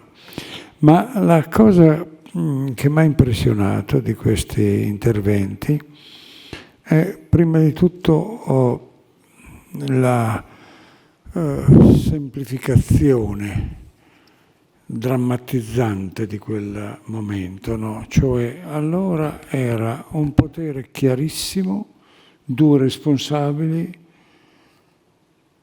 che sapevano di essere le uniche potenze al mondo a decidere del bene e del male dell'umanità e con un grande senso della propria responsabilità, del proprio potere. Allora c'è il leader democratico che fa il discorso per convincere il proprio popolo di quello che sta facendo e lo fa con questo meraviglioso discorso di pace, ma è importante quello che ha detto Jeffrey, che era un discorso fatto al proprio popolo, perché già aveva la responsabilità di fronte a quello che stava avvenendo.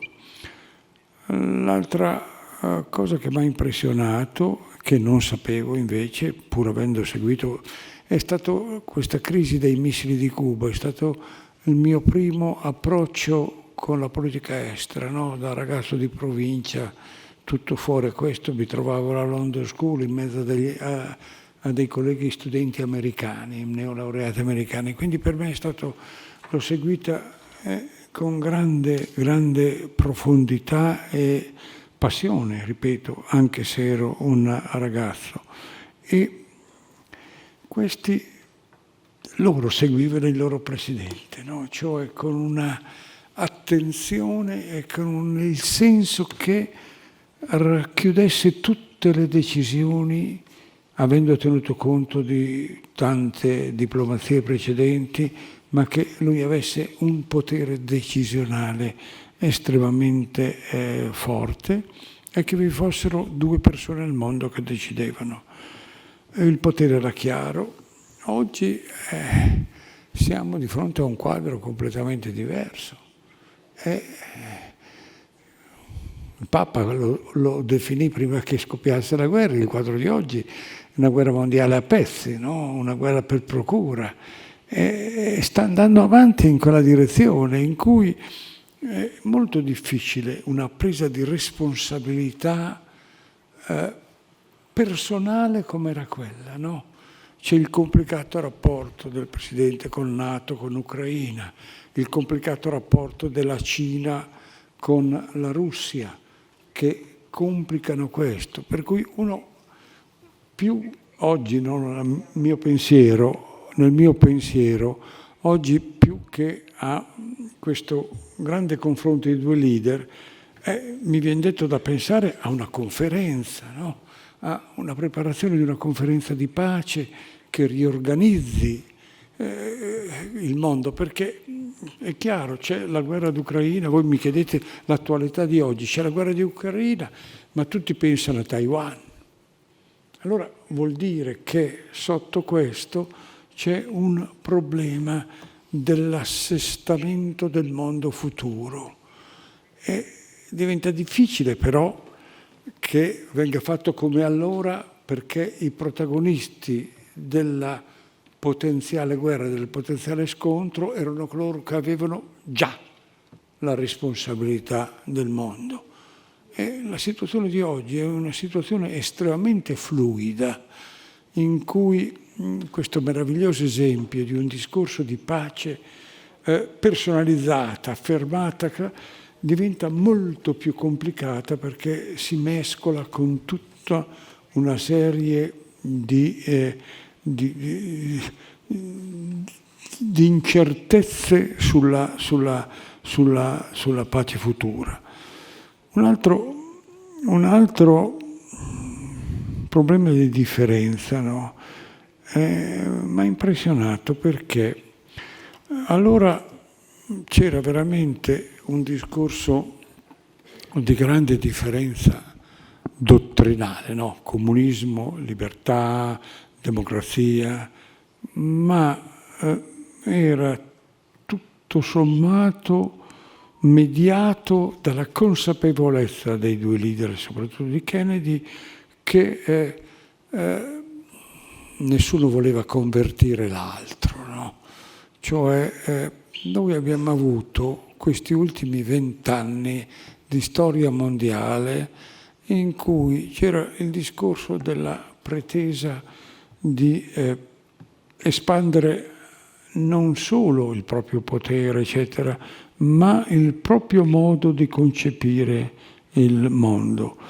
Kennedy in questo e in altri discorsi estremamente interessanti che si legano a questo, lui faceva il discorso: noi non dobbiamo, la nostra missione non è quella di far sì che i comunisti non siano più comunisti, ma di stabilire quelle che sono le regole di tolleranza che fanno convivere fra di loro sistemi diversi. Ecco perché questo, cioè, alla fine il discorso di Kennedy al suo popolo è un messaggio di questo tipo. Cioè, attenzione, io credo nella grandezza americana, nella mia storia, nella democrazia, nella libertà, però ecco, noi dobbiamo trovare un sistema di convivenza con gli altri. Ecco perché io capisco, cioè, che dobbiamo prendere questo messaggio, il messaggio che non vi sono tensioni permanenti, che quindi un discorso di dialogo può mettere a posto le cose. La grande differenza è che ci sono sostanzialmente più protagonisti che giocano in questa tessera. Certamente, l'ho sempre detto, fin dal primo momento che è cominciata questa guerra d'Ucraina, sono stato assolutamente banale dicendo che si concluderà solo se Cina e Stati Uniti si mettono d'accordo sul mondo futuro. No? Però non c'è ancora questa assoluta chiarezza come c'era nella testa di Kennedy e quindi di una responsabilità che lui sentiva quasi come individuale, no? Di fronte al suo popolo, ma sua responsabilità individuale. Ecco, questi sono i cambiamenti che io vedo. Naturalmente le riflessioni che faccio, naturalmente è chiaro che non sto assolutamente dando nessuna soluzione, però in questa situazione bisognerebbe moltiplicare quella diplomazia sotterranea che noi abbiamo sentito dai 3 interventi. Tutti ci hanno dato questo messaggio che c'era una forte diplomazia,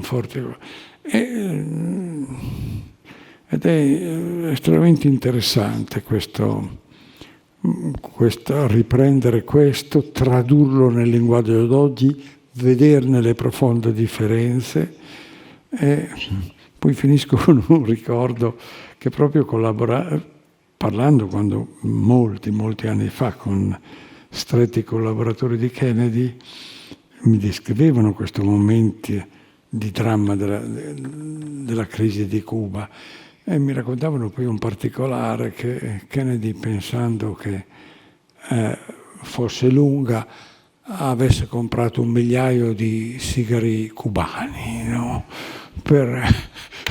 Come copertura di questa lunga attesa che si doveva essere. Ecco. Io credo che prendo questo episodio come simbolo di uno che aveva pazienza, rifletteva, sapeva che la crisi era lunga, ma che con la responsabilità personale la poteva risolvere. Ecco, noi dobbiamo arrivare a quel momento, perché sennò questa guerra a pezzi non riesce mai ad avere un momento di soluzione. Grazie.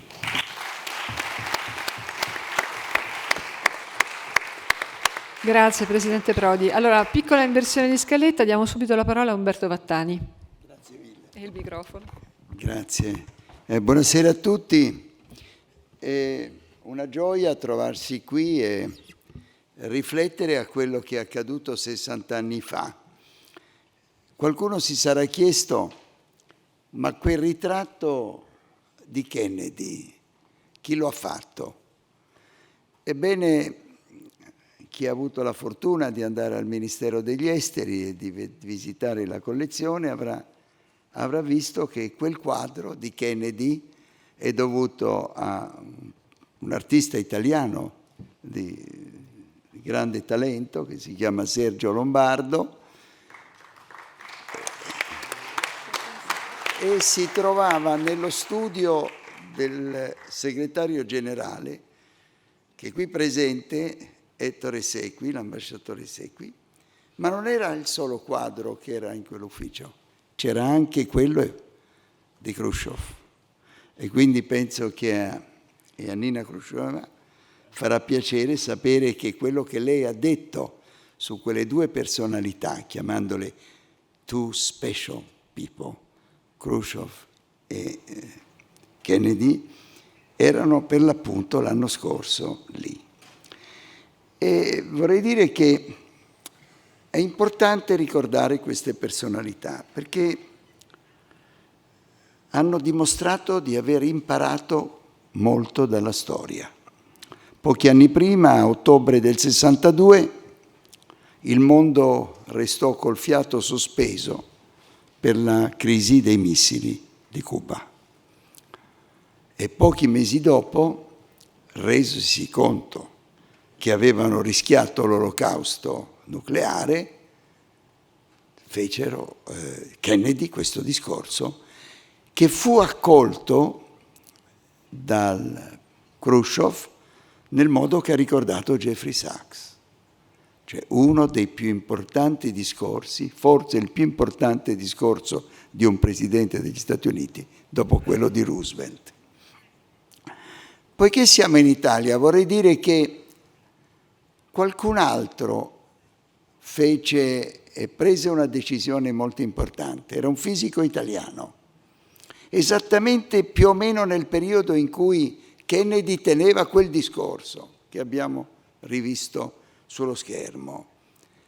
Era Antonino Zichichi, il quale creò in un borgo medievale in Sicilia, a Erice, un centro dove gli scienziati potessero discutere delle loro ricerche, ma soprattutto l'idea fondante non era solo quella, era quello di incoraggiare gli uomini di scienza ad assumere un ruolo più incisivo per allontanare lo spettro della guerra. Quindi nello stesso tempo il presidente Kennedy e su un piano completamente diverso, qui in Italia, Antonino Zichichi faceva qualcosa di importante. E che vuol dire questo? E cito questo fatto perché quando certe volte si legge nei libri, nei manuali di storia, che non si impara nulla dalla storia, questo non è vero, perché in realtà si imparano molte cose dalla storia. Il problema è che le si dimentica. E proprio perché le si dimentica troppo facilmente, un evento come quello di oggi, qui, per ricordare un discorso di 60 anni fa, è molto importante. E uno si può chiedere come ha fatto il presidente Prodi, e oggi? Qual è la situazione oggi? Bene, a me ricorda la prima frase di un romanzo di Charles Dickens che comincia più o meno così. Erano i tempi migliori, erano i tempi peggiori. Era un'epoca di saggezza, era un'epoca di follia. Era la primavera della speranza, era l'inverno della disperazione. Ogni futuro era davanti a noi e futuro non avevamo. Questo romanzo è stato pubblicato nel 1859, ma queste frasi sono dannatamente attuali oggi. Perché da un lato l'uomo ha realizzato delle conquiste straordinarie in tutti i campi, dalla scienza alla medicina. Non c'è un settore nel quale l'uomo e l'umanità non abbia fatto dei progressi straordinari, ma allo stesso tempo la stessa umanità è afflitta da guerre, fa un uso dissennato e irresponsabile delle risorse del nostro pianeta. E noi ci rendiamo conto che questo getta un'ombra pesante, un'ombra drammatica sul futuro delle prossime generazioni. E io mi fermerò alle guerre, non parlerò di un tema che conosce benissimo Jeffrey Sachs, che è quello dello sviluppo sostenibile. Mi limiterò alla prima parte della frase, cioè all'umanità afflitta da guerre non lontano da noi, che da oltre un anno e quasi un anno e mezzo stanno generando lutti, disgrazie e sofferenze senza fine. Ebbene, io credo che ci dovremmo tutti porre la questione e la domanda: era inevitabile? Si poteva evitare di arrivare lì dove siamo arrivati? E io credo che non se ne esce fuori se non si ritorna da un memory lane, come dicono i nostri amici americani, se non si fa qualche passo indietro e se non si ritorna al momento dopo, quando dopo 40 anni di guerra fredda, che provocò quelle crisi e ci pose il mondo spesso sul baratro della distruzione, quando è che dopo 40 anni ci furono i segnali che qualcosa stava cambiando?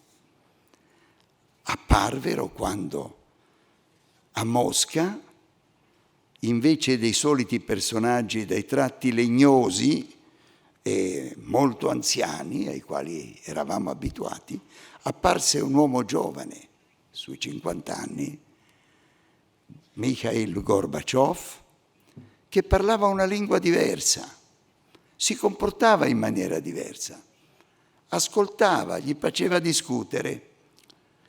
E io vorrei ricordare, perché ne sono stato testimone, di quelli che sono stati gli incontri dei presidenti del Consiglio italiani di quell'epoca, prima di tutto De Mita, Ciriaco De Mita e successivamente Giulio Andreotti, perché gli italiani furono in quel periodo forse i primi a rendersi conto che qualcosa stava cambiando in quel mondo sovietico. Jeffrey Sachs in quegli anni era presente anche lui e potrebbe ricordarci molto bene quello che lui visse ascoltò in quel periodo perché fu molto simile a quello che ascoltai io. Mi rifaccio subito a un momento essenziale, il vertice G7 di Toronto, al quale De Mita partecipò dopo appena 2 mesi che era stato nominato Presidente del Consiglio. Io ero allora suo consigliere diplomatico. Ebbene, quando arrivò a Toronto si accorse che la descrizione dei rapporti Est-Ovest, così come risultava dalle carte messe a punto dai collaboratori dei primi ministri, non era adeguata.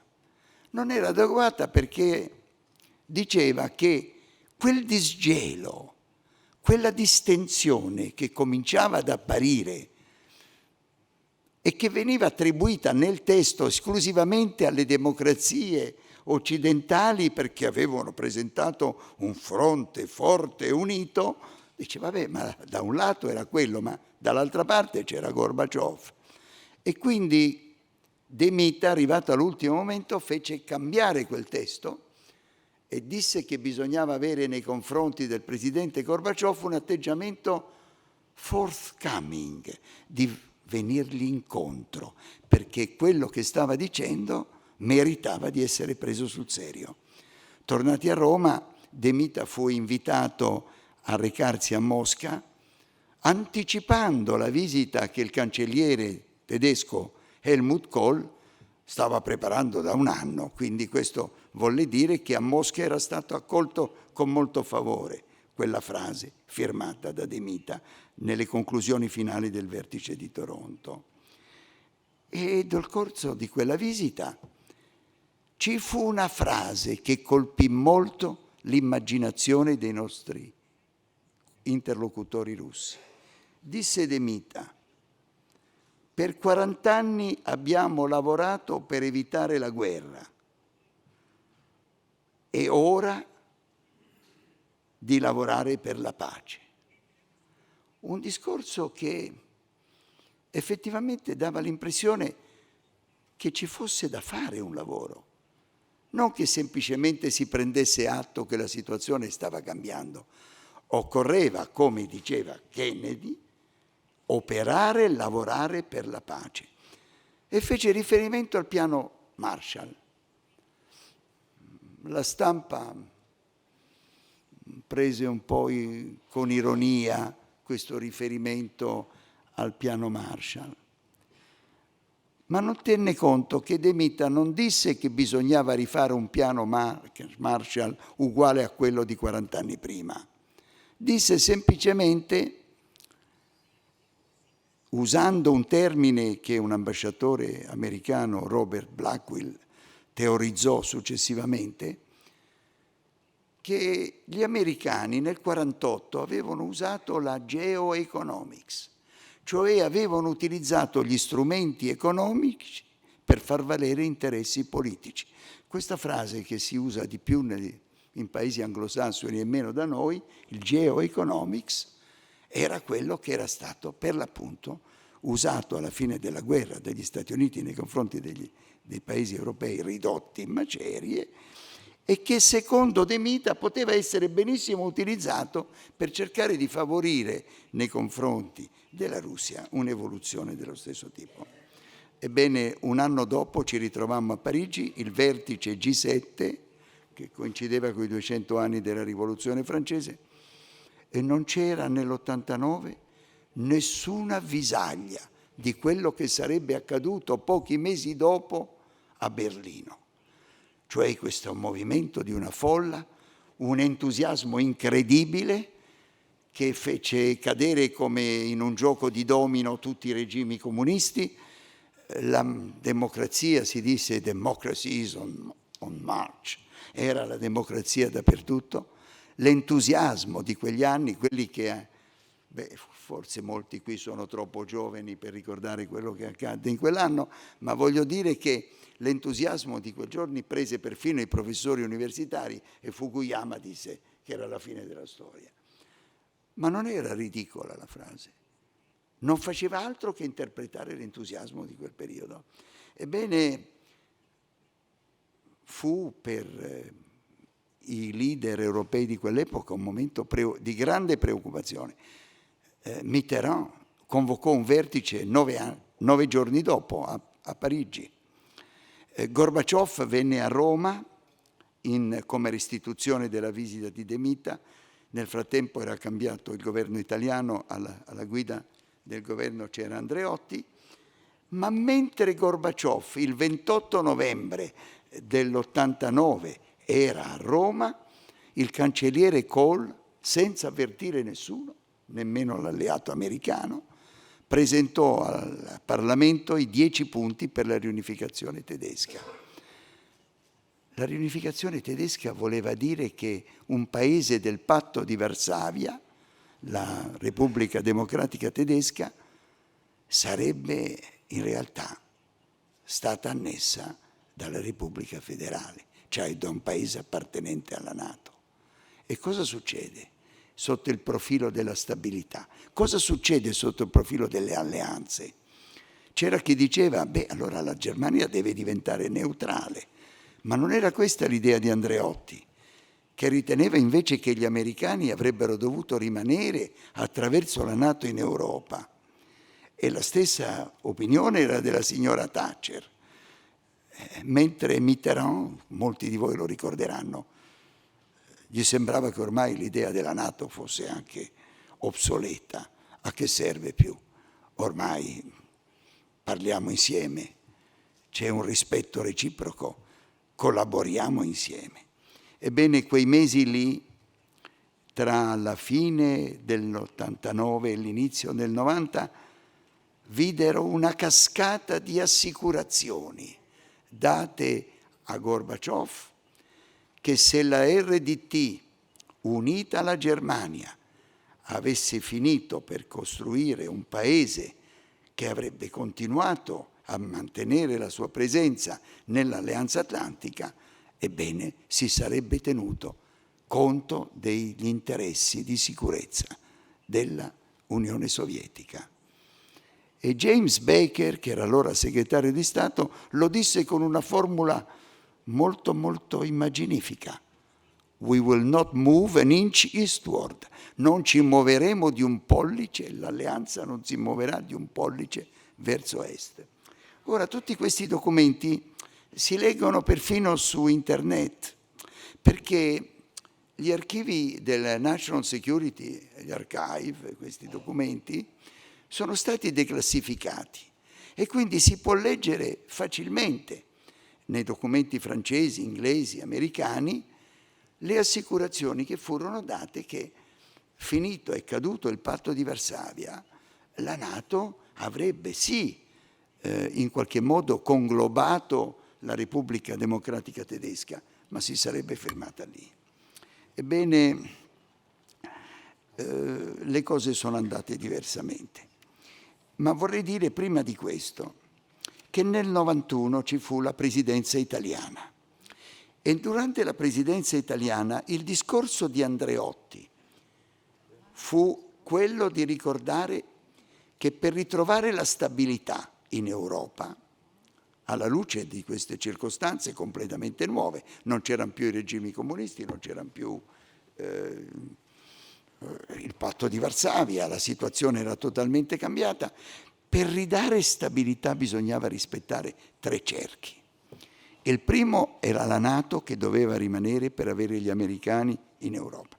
Il secondo, che si doveva rafforzare l'Unione, la Comunità Economica Europea, come si chiamava allora, per far sì che la Germania non rimanesse così una potenza oscillante tra una parte e l'altra, ma venisse fortemente ancorata all'Europa, e c'era un solo modo per farlo: creare una moneta unica e in qualche modo far sparire il Deutschmark.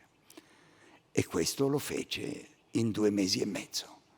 Per cui nel Consiglio europeo di Roma del 90, a ottobre, 27 e 28 ottobre, nonostante l'opposizione della signora Thatcher, si gettarono le basi dell'Unione Economica e Monetaria. Il terzo cerchio era la conferenza sulla sicurezza e la cooperazione in Europa, la Casa Comune Europea. E a partire dal 90, questo discorso divenne sempre più frequente.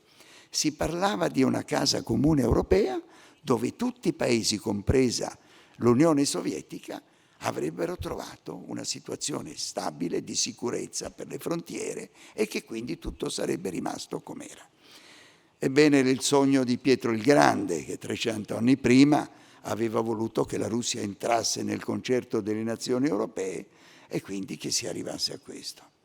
E ci fu una crisi che spesso non si ricorda ma che fu importante, la prima crisi internazionale nel post-guerra fredda, e fu dovuta a Saddam Hussein che invase il Kuwait.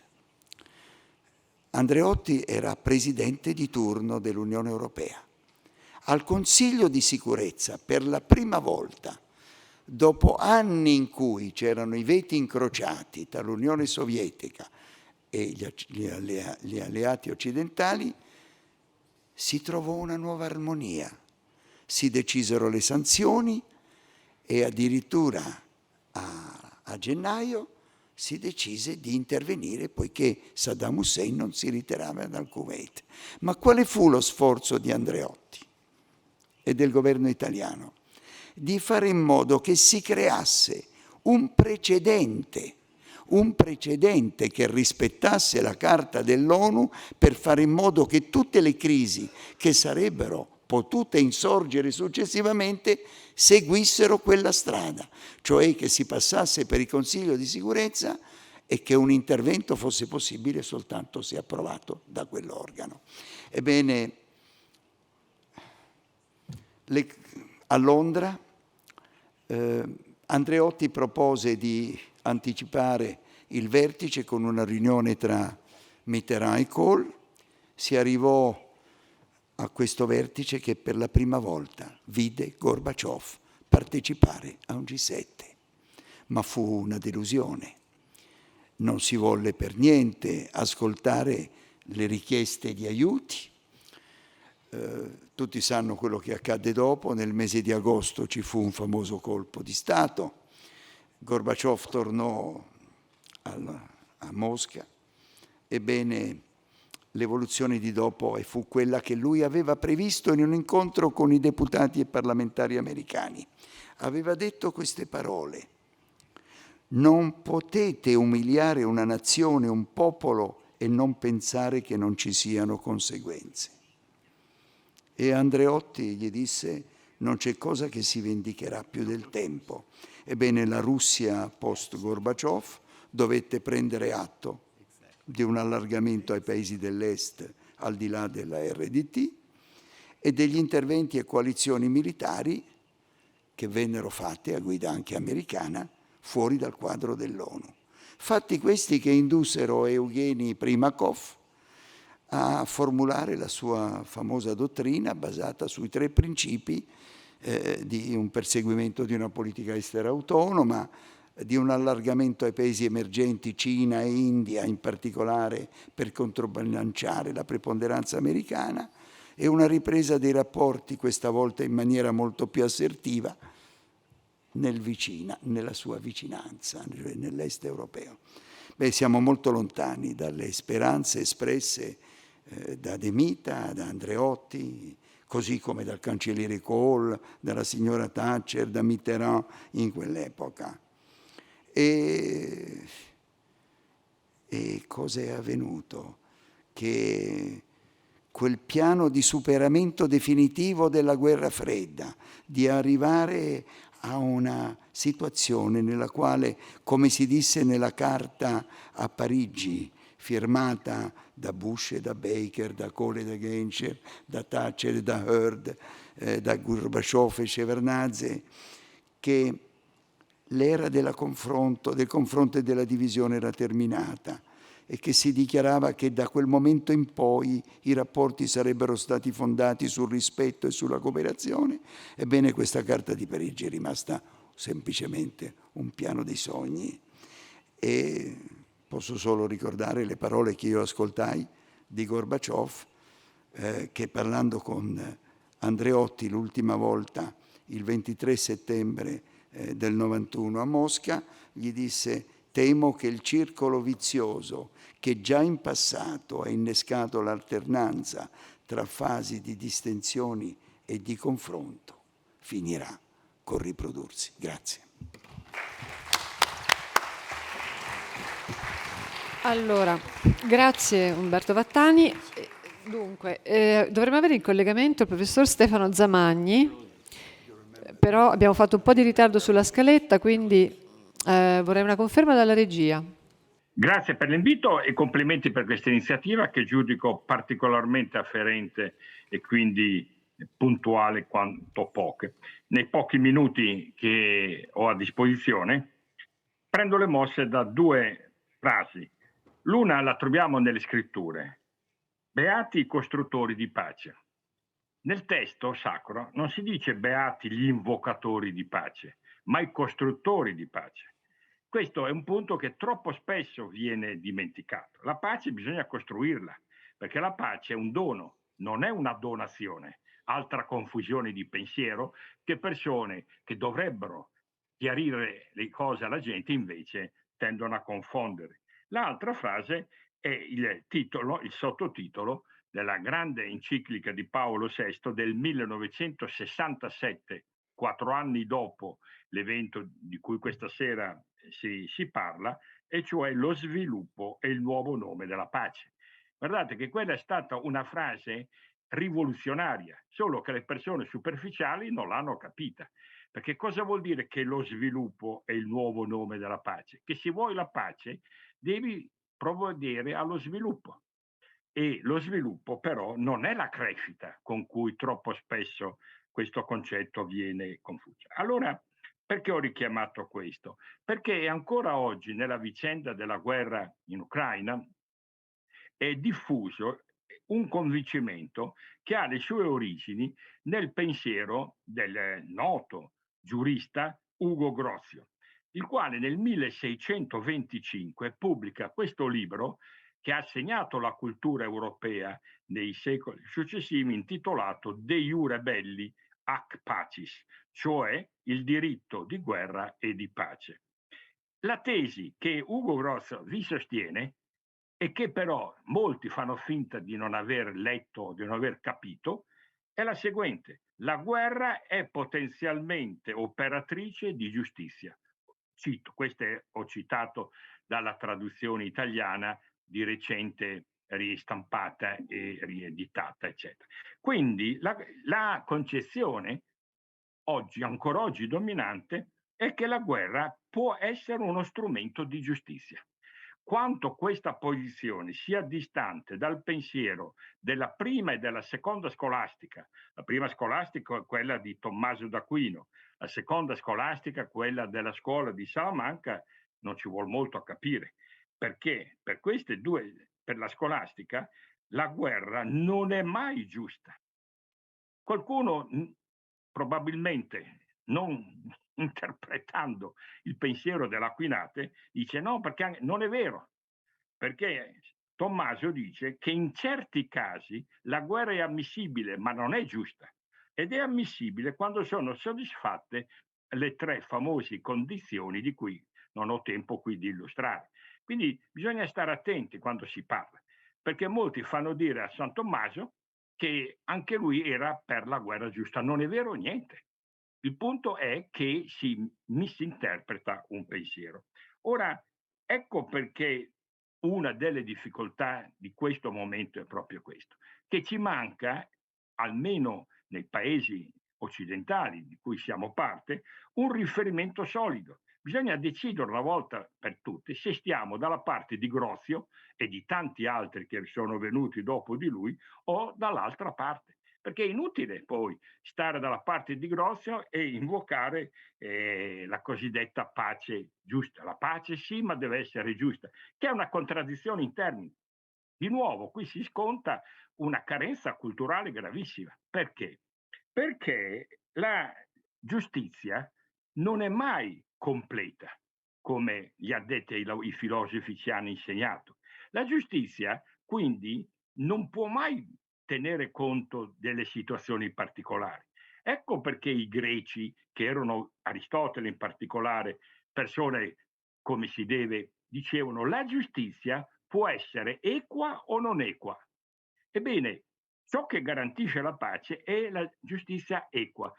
I greci avevano il termine eipikeia per esprimere questo concetto. E quando è equa? Quando tiene conto delle circostanze particolari, in questo caso dei paesi belligeranti. Non si possono applicare principi astratti di giustizia senza tenere conto delle situazioni storiche, ambientali e via discorrendo, perché diversamente è evidente che alla pace non si arriverà mai. Quindi chi dice pace sì, ma pace giusta, in effetti vuole la prosecuzione della guerra. Non ha il coraggio di dirlo, ma di fatto quello che dobbiamo chiedere è la pace che deve essere equa. Allora, quando in questo caso specifico, quando ci si pone nell'ottica di comprendere che il modello unilaterale o unilateralista ha fatto il suo tempo. E quindi bisogna per forza arrivare ad un modello di multilateralismo, ma quello vero però, perché diversamente, come anche ha ricordato nel suo intervento en passant Romano Prodi, non se ne verrà mai a capo, perché questa è una guerra per procura. Ormai lo sanno anche i bambini e si fa finta di pensare che la guerra riguardi l'Ucraina e la Russia, ma vogliamo scherzare?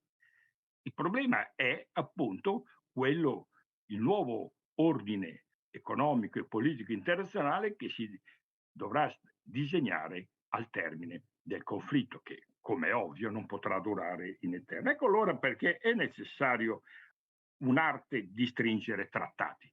Un'arte di stringere, perché un'arte? Perché non è una tecnica quello di stringere trattati, perché bisogna fare in modo che le potenze che sottoscrivono trattati devono trovare nel pacta sunt servanda soddisfatti i propri interessi. E questo è un punto fondamentale del discorso di Kennedy. Io quando l'ho riletto diverse volte sono sempre rimasto stupito dalla saggezza di questo uomo. Guarda, dice, tu se vuoi fare rispettare un trattato, bisogna che il trattato sia formulato in maniera tale che tutti i firmatari trovino in esso il proprio interesse. Diversamente, prima o poi il conflitto si riaccenderà. E allora un trattato, quello che occorrerebbe fare, ovviamente il mio è un auspicio, che quello che è che dovremmo preparare una bozza di trattato internazionale che disegni il nuovo equilibrio multilaterale, basato su alcuni punti fondamentali. Alcuni sono già stati, ad esempio, dichiarare illecito il neocolonialismo, perché oggi noi siamo in epoca neocolonialista. Perché c'è il Global South, cioè dire i BRICS, i 5 paesi dei BRICS più gli altri 12 che si sono autodenominati amici dei BRICS? Perché questi stanno soffrendo neocolonialismo. Pensate al fenomeno del land grabbing. Il land grabbing è uno strumento di neocolonialismo gravissimo che alimenta i conflitti. E penso che si sappia cosa sia il land grabbing. Non parliamo poi delle regole del commercio internazionale. Il contratto trino, che è stato pensato per danneggiare i paesi che sono più indietro, così come altri esempi si possono fare. Secondo, bisogna che si abbia il coraggio di ammettere che bisogna andare alla riforma degli organismi internazionali, a cominciare dalle Nazioni Unite. Poi pensiamo a un dialogo interculturale, perché i flussi migratori oggi sono un potente, altro che bomba atomica, fattore di instabilità. Nel mondo ci sono 240 milioni di persone che sono continuamente in transito. Quindi un paese di grandi dimensioni, 240 milioni, però non c'è a livello internazionale un'organizzazione mondiale delle migrazioni. C'è l'Organizzazione Mondiale del Commercio, ma non c'è il Fondo Monetario Internazionale, ma non c'è l'Organizzazione Mondiale delle Migrazioni. E allora si può pensare che questi flussi non destabilizzino e non procurino quello che stanno procurando senza un'autorità sovranazionale che regolamenti, che faccia rispettare le regole del gioco? Ovviamente no. Infine, pensiamo al problema pure oggi della transizione ecologica.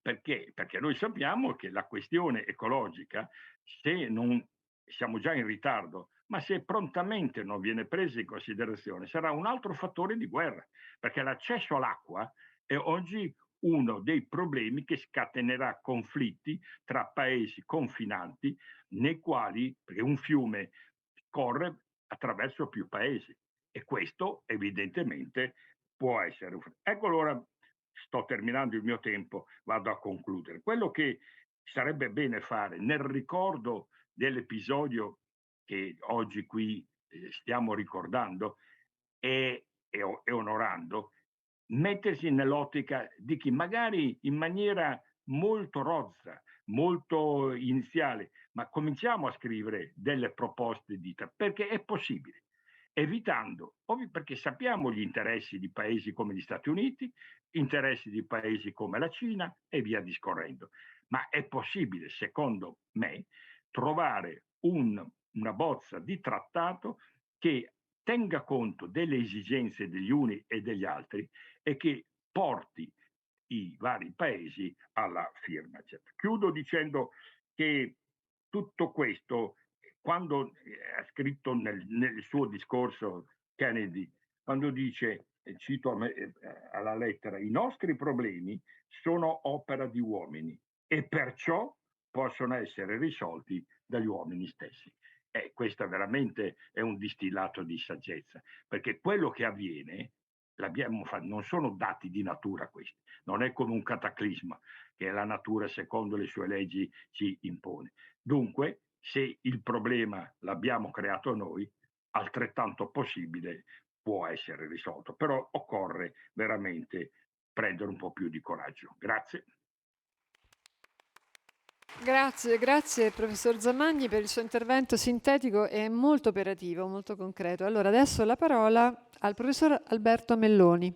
Mi permetterei di fare in premesse, in pochissimi secondi, qualche piccolissima precisazione sul terzo incomodo di questa serata, che è Giovanni XXIII. Nella crisi di Cuba si realizzò una situazione piuttosto singolare ma molto spiegabile, e cioè uno dei problemi riguardanti i presidenti degli Stati Uniti cattolici. In quel momento Kennedy era l'unico, Biden sarebbe stato il secondo. Il presidente cattolico degli Stati Uniti può fare tutto tranne dire che il Papa ha ragione e quel Papa ha detto una cosa che andava bene. Per cui il telegramma che Giovanni XXIII mandò la sera del 25 di ottobre a Kennedy e Khrushchev, facendo un discorso che non faceva riferimento né a principi né a morale né a giudizi, ma diceva di ascoltare il grido delle famiglie che chiedono pace, pace, pace, fu una delle cose che aprì la porta alla soluzione del conflitto nel carattere del Cremlino, che qualche anno fa si potevano consultare. C'era un bel verbale del Politburo di quella sera, convocato da Khrushchev d'urgenza, per dire che quel telegramma era sufficiente a fare la marcia indietro delle navi, perché consentiva una via di uscita.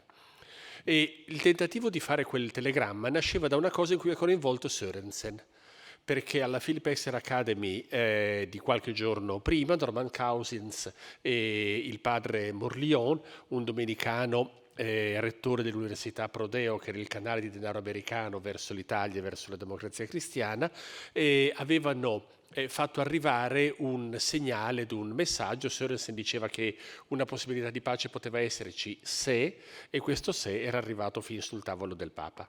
Da questa esperienza sarebbe nata poi la Pacem in Terris. Era stato Monsignor Pavan che gli era stato suggerito di proporla al Papa alla fine di novembre, e che il 6 gennaio consegnò al Papa scritta. Era più o meno il testo che noi conosciamo, con pochissime varianti. L'enciclica riconosceva l'obiezione di coscienza in quella versione, poi questo venne tolto, e c'era tutta una questione che riguardava una famosa frasina ad directam sue coscientie normam, su cui ci si potrebbe divertire, perché era un gioco enigmistico sul fatto se era retta la coscienza o retta la norma alla quale bisognava aderire. Cito questo perché la Pacem in Terris costituisce un attrattore molto forte per molti, Palmiro Togliatti viene a sapere che c'è l'enciclica in quelle settimane, e a Bergamo nel mese di marzo, 3 settimane prima dell'enciclica, fa un famoso discorso sui destini dell'uomo, che vuole essere il tentativo di proporre una propria dottrina sull'argomento. E Sørensen conosce molto bene la Pacem in Terris, anche perché nel discorso di Kennedy del 10 di giugno ci sono 46 citazioni dirette dell'enciclica, mai citata, mai virgolettate, ma che sono chiaramente il modo per prendere in carico quello che l'enciclica sosteneva, soprattutto su un punto. Il punto era quello che individuava l'esistenza di una era atomica nel quale era alienumerazione, era follia, pensare che la guerra fosse lo strumento adatto ad violata iura sarcenda, a risarcire i diritti violati. Quel no sense e quel ritornello in age che c'è nel discorso di Kennedy viene da lì, l'uso del gradual e del mutual che ci sono nel discorso vengono da lì, e non sorprende perché in quei giorni Kennedy non avrebbe dovuto essere a Washington, avrebbe dovuto essere a Roma per incontrare il Papa, viaggio che viene posticipato. Incontrerà Paolo VI il 3 di luglio, perché nel frattempo Paolo Giovanni è morto il 3 di giugno e Paolo VI è stato eletto il 18 di quello stesso mese.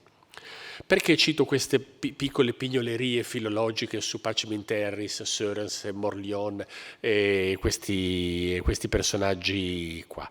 Li cito perché danno la misura di come ci sia un interlocutore nel discorso sulla pace, rappresentata dal cattolicesimo romano, che ha una caratteristica molto particolare e molto peculiare in quel momento e in un certo senso ancora oggi. È il più grande consorzio di esseri umani privo di testate nucleari e senza ambizioni imperiali sul pianeta. Ci sono consorzi piccoli con ambizioni imperiali, consorzi grandi senza ambizioni imperiali. Rappresenta una voce, quella che nel telegramma della crisi di Cuba è la voce delle famiglie che chiedono pace, pace, pace, e rappresenta una dimensione nella quale sono rappresentati interessi materiali di grande portata. Nel contesto attuale, nel contesto nel quale la guerra si è rilegittimata, nel quale il discorso sulle armi atomiche è ridiventato, anche per quella cosa che c'era il professor Prodi, la complicazione, diciamo così, del paesaggio internazionale, in questo contesto credo sia molto importante ricordarsi che dalla guerra si uscirà se ci sarà un accordo ed un'intesa fra quelli che sono i grandi attori politici, se le agende verranno alla luce non rimarranno agende nascoste, ma anche se ci sarà la possibilità di ricordare che, come è già capitato altre volte, arrivare sul bordo delle crisi fatali ed estreme non è soltanto una virtù, la brinkmanship come la chiamavano ai tempi di Kennedy, ma è anche quella una forma di irragionevolezza che può portare a conseguenze molto gravi e molto forti. In questo è interessante perché l'elezione di Kennedy, del primo presidente cattolico che vinceva le elezioni, aveva costituito una possibilità di cui paradossalmente le vicende dell'ottobre 62 e giugno 63 dimostrano tutti i paradossi. Non necessariamente le cose funzionano in una meccanica di aderenza alle cose, ma dicono qualcosa di molto rilevante, cioè il ruolo che hanno i grandi serbatoi di sapienza religiosa sulla scena internazionale. Questi possono essere dei booster potentissimi alla enfasi della violenza e possono essere invece degli attori formidabili di costruzione dei percorsi di pace. La differenza è quella che riguarda quella parola che diceva prima il professor Prodi, che è la parola responsabilità. L'assunzione di responsabilità. L'assunzione di responsabilità che è cambiata è quella che, mentre in quell'epoca E in fondo erano in due che dovevano assumersi questa responsabilità. In questa nostra epoca, in our age, come diceva il discorso, le responsabilità sono infinitamente più distribuite, infinitamente più larghe.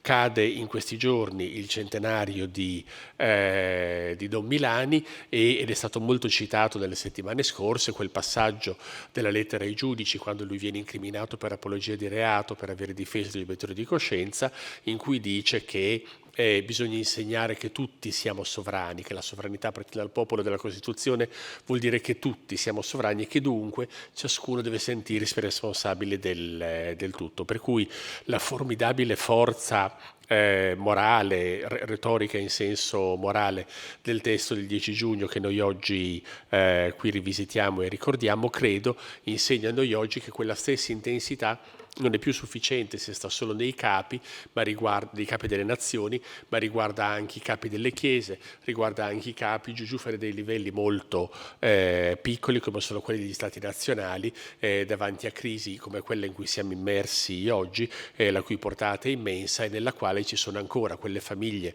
che ai tempi di Papa Giovanni chiedevano pace, pace, pace, che oggi sono migliaia di famiglie che piangono caduti in una guerra senza senso. Grazie.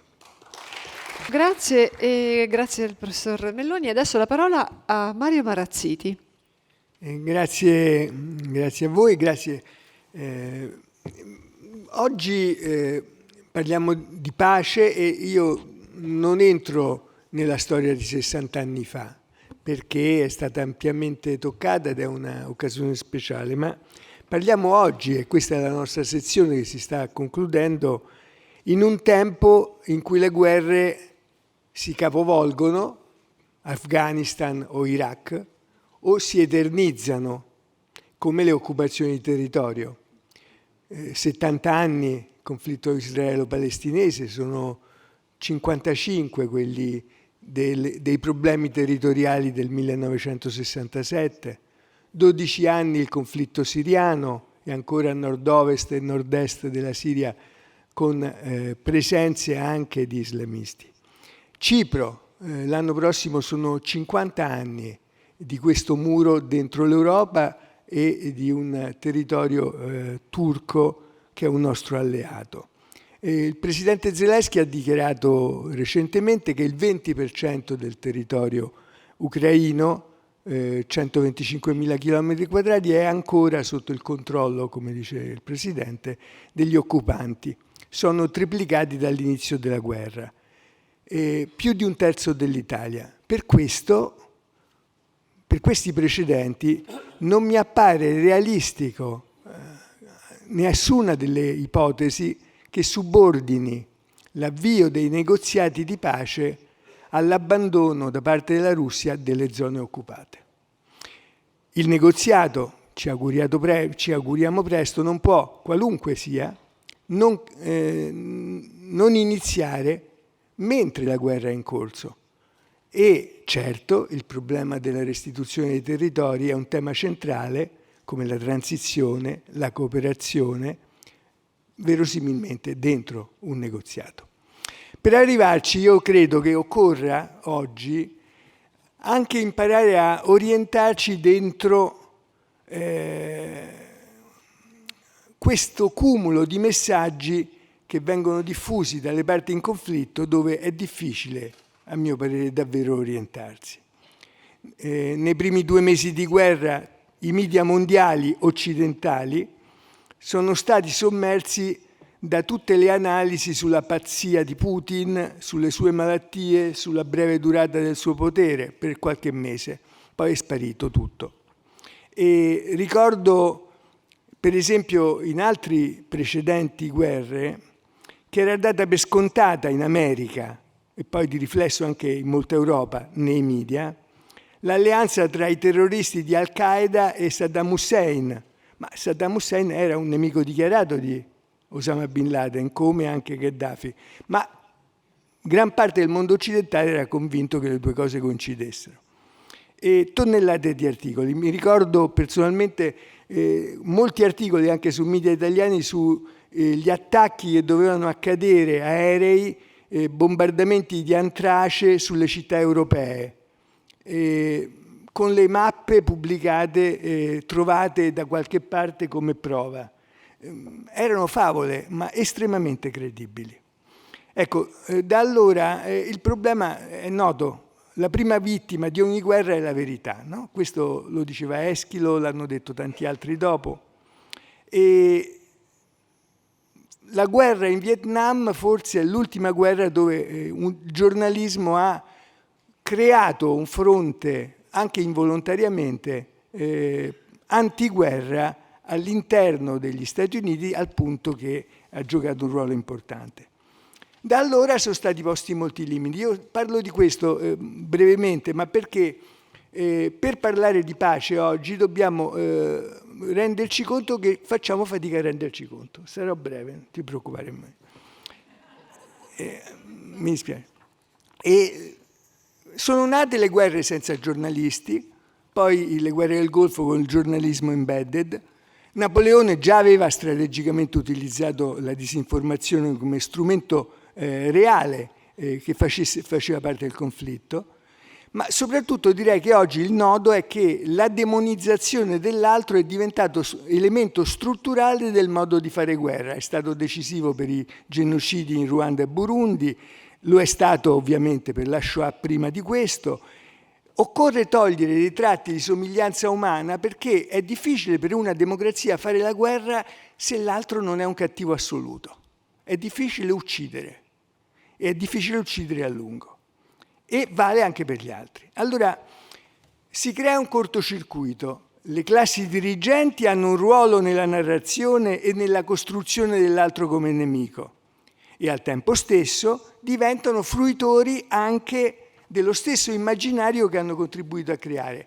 Questo diventa, più le guerre continuano, più un problema per superare gli automatismi dell'escalation della guerra, perché si fa fatica a credere a un immaginario che pure all'inizio magari si è contribuito a costruire. Faccio un solo esempio: si smette di pregare per la pace, ma si prega solo per la vittoria. Il resto è disfattismo. C'è un'opera d'arte a Sant'Egidio, nella Sala della Pace, dove c'è inglobato un telegramma mandato a tutti i prefetti italiani esattamente dopo il 10 giugno del 1940, quando l'Italia è entrata in guerra, e dice: bisogna dissuadere in ogni modo nelle chiese dal fare discorsi o preghiere a favore della pace. E siamo nel 1940. Più una guerra è dura e lunga, più pesa dopo la patologia della memoria dei torti subiti. Allora, che cosa si può fare? Nel contesto del meeting internazionale di dialogo interreligioso di Roma l'anno scorso, il presidente francese Emmanuel Macron si è chiesto prima: che ci sto io a fare qua? La seconda poi è: la pace è impura, profondamente, ontologicamente, perché accetta una serie di instabilità, di scomodità, che rendono però possibile questa coesistenza tra me e l'altro. Certo, la pace deve, è la citazione di Macron, la pace deve sempre cercare anche la giustizia, ma c'è il problema che una pace troppo pura può anche davvero significare guerre che non finiscono mai. Pace impura, forse, come punto di partenza, è il sistema di convivenza nella tolleranza che Romano indicava nel discorso di Kennedy. Allora, noi siamo in una fase in cui è saltato il tabù della guerra. Era il nemico condiviso, non lo è più. La Carta delle Nazioni Unite fissava come missione salvare le future generazioni dal flagello della guerra, 1945. I paesi europei, la Francia, si è data come nella Carta Costituzionale di non intraprendere nessuna guerra in vista di conquiste, mai contro la libertà di alcun popolo. La Costituzione italiana è andata oltre, ha voluto rafforzare e usa la parola ripudio, una parola più forte. Ma siamo in una fase ancora che non è più quella. In un tempo di grandi complessità, globalizzazione, policentrismo, lo diceva anche Romano, crescono i semplificatori. La guerra ha il fascino della scorciatoia. Lascia sempre il mondo peggiore di come lo ha trovato, è una follia, Papa Francesco, oppure Giovanni Paolo II, che l'ha conosciuta ai giovani nell'Angelus del 16 marzo 2003, diceva a tutti quelli che non hanno avuto questa esperienza: sento il dovere di dire mai più la guerra. Mio nonno, che era un ragazzo del 99, è andato in guerra a 18 anni, dopo la sconfitta italiana di Caporetto nella Prima Guerra Mondiale. L'Italia rischiava il collasso. Bene, lui non ha mai voluto raccontare niente della guerra, anche se aveva avuto una medaglia di bronzo. Il padre Turoldo, un poeta, un credente, con voce tonante diceva ai giovani: non percorrete le strade che abbiamo percorso noi. Io non faccio che vergognarmi di essere stato in guerra, anche se ho combattuto solo nella resistenza, cioè per l'umano contro il disumano. Allora, concludo. In Italia che cosa potremmo fare? È possibile fare qualcosa anche per segnare la scelta di non crescere nella proliferazione nucleare senza indebolire la NATO e la collocazione atlantica dell'Italia? Ma come? Con la Turchia l'Italia è uno dei paesi chiave del nuclear sharing, assieme a Belgio, Paesi Bassi e Germania. Ci sono 30, forse 40 testate nucleari ad Aviano e a Ghedi, a 19 chilometri da Brescia. Chiedere di spostarle in un altro paese della NATO non rompe l'alleanza e non rompe la fedeltà atlantica, perché lo ha già fatto la Spagna tra il 1975 e il 79, il Canada nell'84, la Grecia tra il 2000 e il 2001.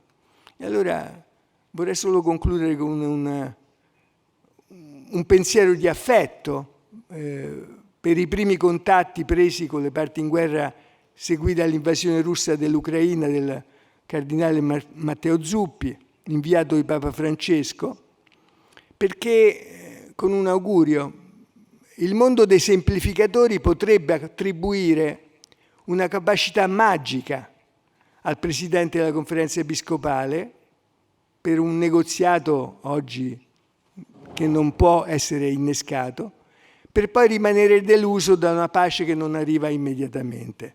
Oggi nessuno al mondo ha questo potere da soli, ma lui ci ha spiegato, il Cardinal Zuppi, che la nostra non è una mediazione ma è un manifestare interesse, vicinanza e ascolto perché il conflitto possa trovare percorsi di pace. Tutto il resto sono attese che abbiamo tutti quanti nello sperare che la guerra finisca o speculazioni.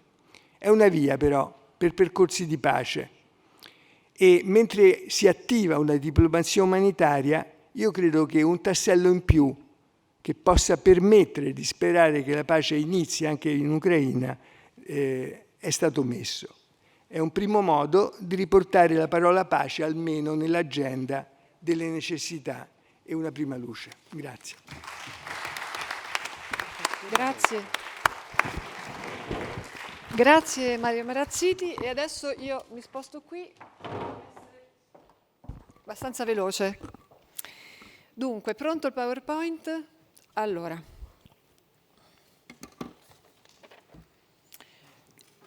Che ruolo ha JFK nell'immaginario artistico dei primi anni 60? E perché abbiamo scelto quest'opera di Sergio Lombardo per connotare l'intera conferenza? Intanto vorrei presentare Sergio Lombardo e dire come si colloca nell'arte contemporanea. È un artista versatile che si occupa di matematica, estetica e psicologia, fondatore della teoria eventualista e della rivista di psicologia dell'arte. Fonda il gruppo della scuola di Piazza del Popolo e a quel tempo la loro galleria di riferimento era la Tartaruga di Plinio De Martis, che all'epoca lavorava insieme a Leo Castelli e Ileana Sonnabend di New York. Bene, questi tre galleristi sono stati i creatori di tutta l'avanguardia artistica occidentale e per uno storico dell'arte è davvero interessante oggi esplorare le dinamiche tra arte e politica in quel momento storico, perché i movimenti artistici all'epoca stavano diventando un'arma della guerra fredda. Beh, non è possibile riassumere 60 anni di ricerca e di lavoro artistico in 10 minuti, anche perché il lavoro di Sergio Lombardo sembra cambiare molto da un punto di vista stilistico, mentre invece ha una coerenza interna, teorica e metodologica molto forte. Vi mostrerò solo alcune delle sue opere e alcuni concetti chiave. Quando l'opera nasce dalla ricerca scientifica, essa è considerabile alla stregua di un brevetto, una formula innovativa e originale. Ma allora come va letta quest'opera brevetto? Quali sono i principi teorici che la governano?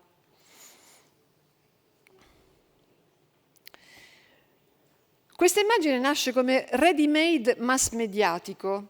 Siamo tra il 61 e il 63, Sergio Lombardo realizza una serie che denomina dei gesti tipici, cioè sostanzialmente ingrandisce i più importanti capi di Stato della guerra fredda e che vengono colti nel loro momento più intimo o anche pubblico, per cui, non so, un gesto retorico durante il discorso, un atteggiamento corporeo, un modo di camminare o anche di sorridere.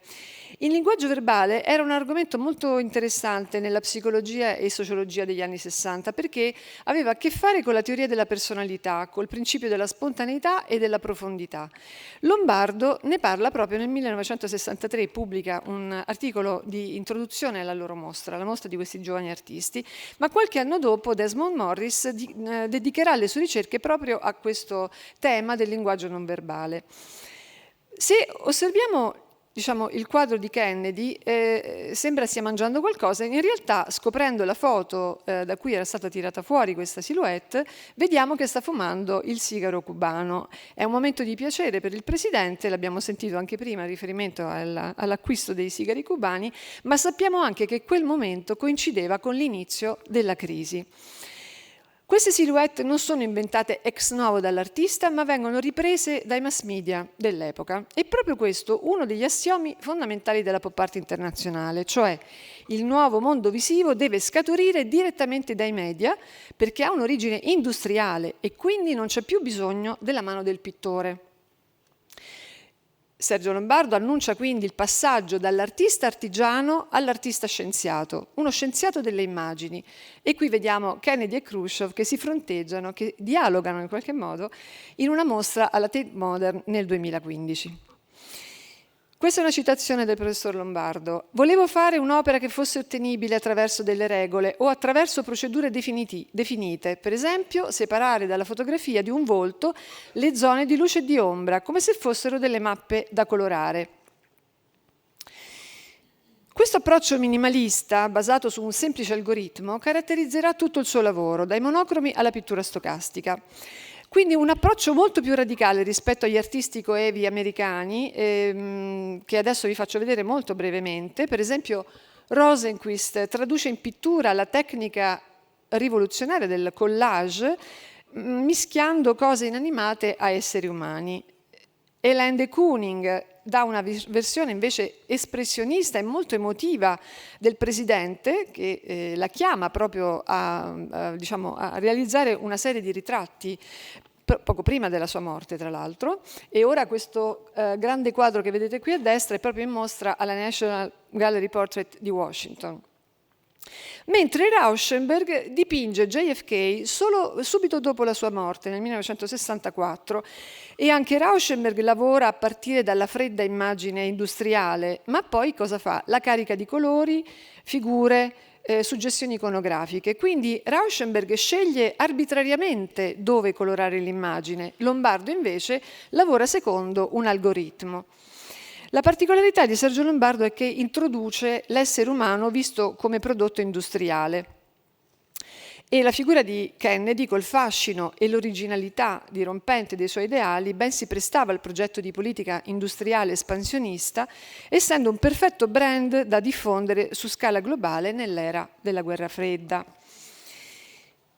Dopo i gesti tipici si apre la fase, questa qui, degli uomini politici a colori. e prima Umberto Vattani ha menzionato questa mostra che è stata fatta nella sala del segretario generale del Ministero degli Esteri, che intendeva valorizzare proprio una sorta di dialogo immaginario fra questi tre uomini, questi tre capi di Stato che hanno bene o male avuto in mano le sorti del mondo in quel momento storico.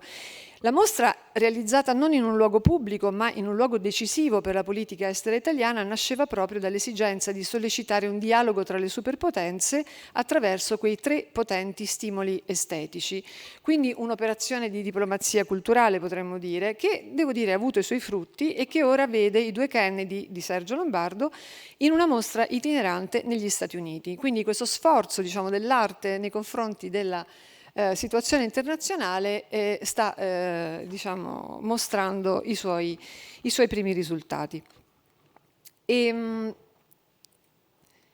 Ma tornando al nostro quadro guida, che è appunto questo, con questo quadro Lombardo compie un nuovo salto cognitivo, artistico, creativo nella sua ricerca. Ricordo ancora il giorno in cui Sergio mi parlò di questa sua intuizione.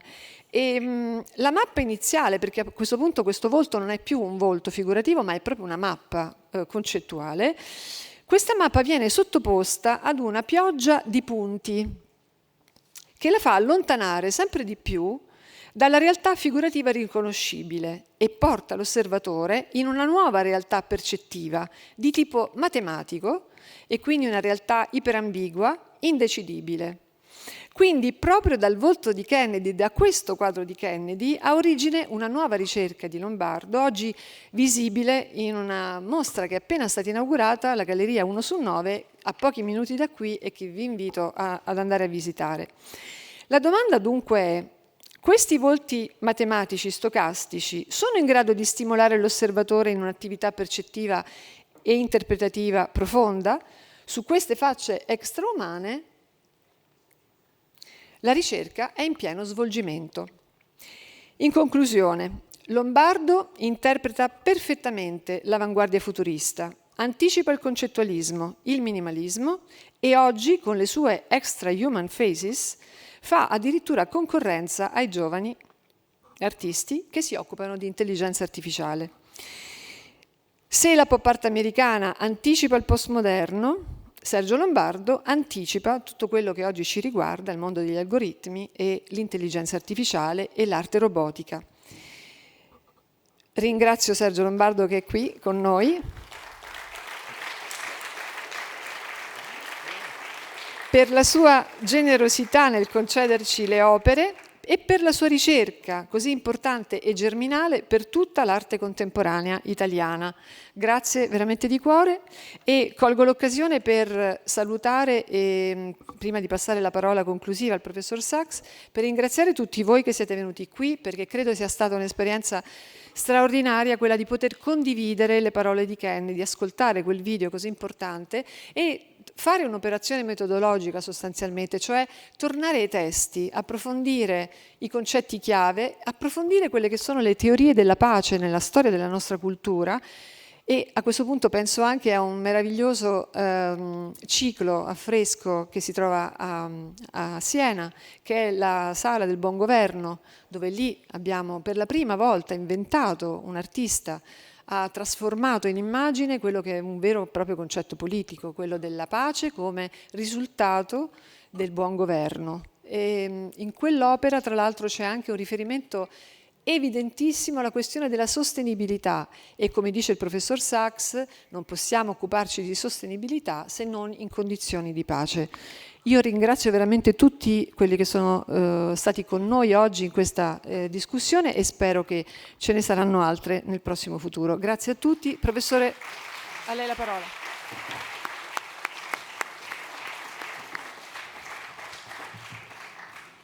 Miriam, thank you so much, and thanks to all of you for joining today. Thank you to all of the speakers for such wonderful and important words.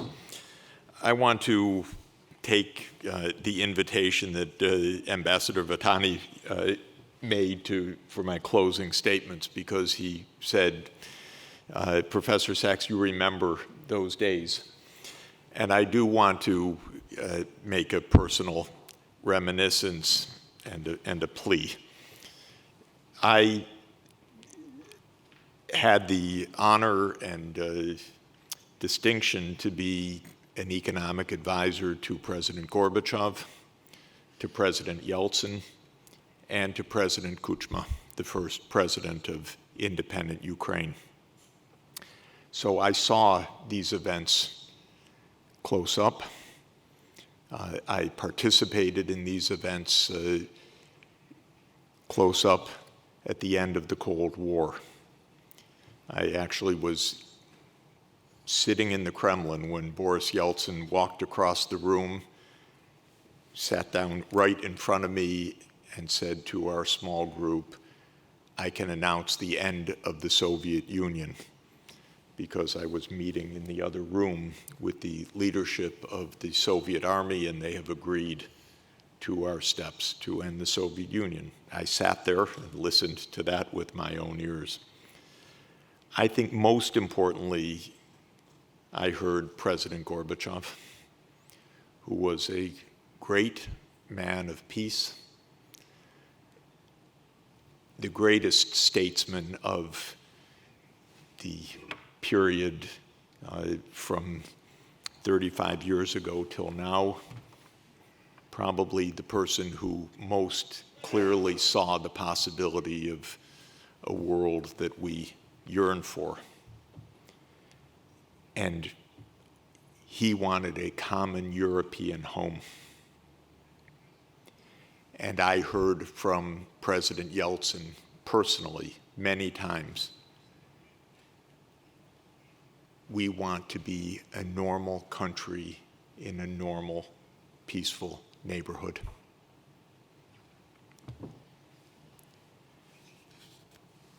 The United States could not take yes for an answer, sad to say. In 1992, the US was already planning the unipolar world. We know it now even in more detail because of archives and leaks and discussions.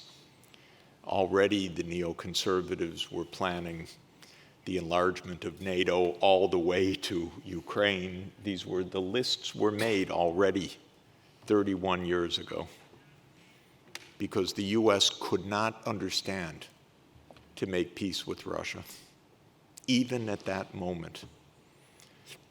I experienced it personally, of course, in a way that I did not understand, because I gave many recommendations to help Poland overcome a deep financial crisis in 1989, and all my recommendations were accepted by the White House almost immediately, sometimes within a day.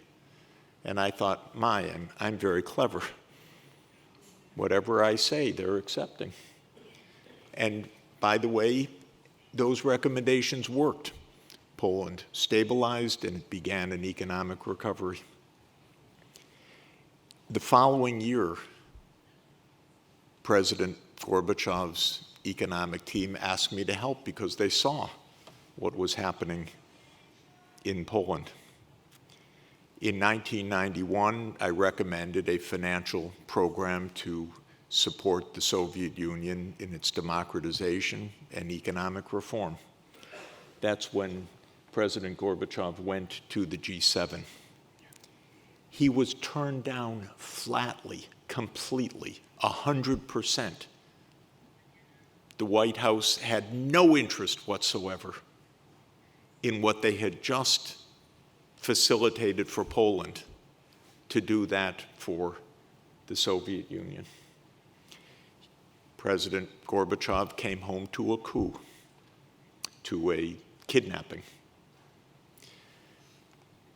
What emerged from that was President Yeltsin's leadership, and by the end of the year, the dissolution of the Soviet Union. President Yeltsin's economic team asked me to Moscow, and I described these events, and I worked with the new young reform leader, Yegor Gaidar, who would become the acting prime minister under Yeltsin in 1992. And I made recommendations for a financial standstill to help Russia, which was in an economic catastrophe, to find some stability. The G7 finance deputies, that means just below the finance ministers, came to Moscow in November 1991. I was in the next room because I briefed Mr. Gaidar. He went into the room. He came back absolutely a sheet of white. He said they turned down everything flatly. There was no will to help, no understanding. From the first moments,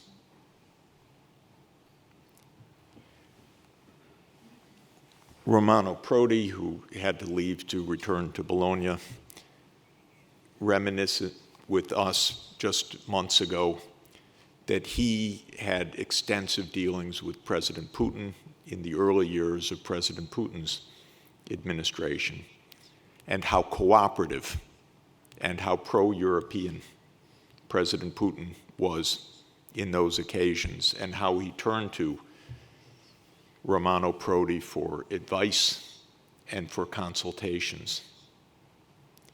President Putin said many, many times, stop the NATO enlargement to our border.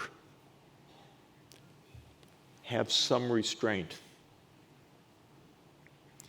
Follow the OSCE, the idea of collective security, that Europe recognizes that security is indivisible. You don't make one country secure at the expense of another. And most of all, don't expand NATO to our 2,000-kilometer border with Ukraine. The United States cannot hear these things. You need to understand that, please. As Kerry Kennedy said so eloquently, and her father and her uncle were my first and lasting heroes, and Kerry is one of my heroes. There is a warmongering network that means the job of the President of the United States is to always have the foot on the brake. They can't hear not expand. Let me close by saying that in our age, Europe has been at peace. Europe understood and learned the lessons of 2 world wars. Europe devised a new security arrangement. Europe knew that it needed something other than NATO as its core of security in Europe, the Organization for Security and Cooperation in Europe. Europe understood not to create new threats, that indeed security is indivisible. Europe has the highest living standards in the world. Europe has the highest life expectancy in the world.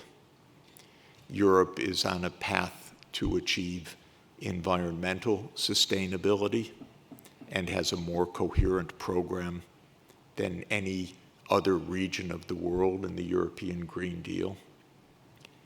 Europe's vocation in this world is to help make peace and sustainable development. It is not to be an adjunct of NATO. It's not to be the same thing as NATO. It's not to misunderstand.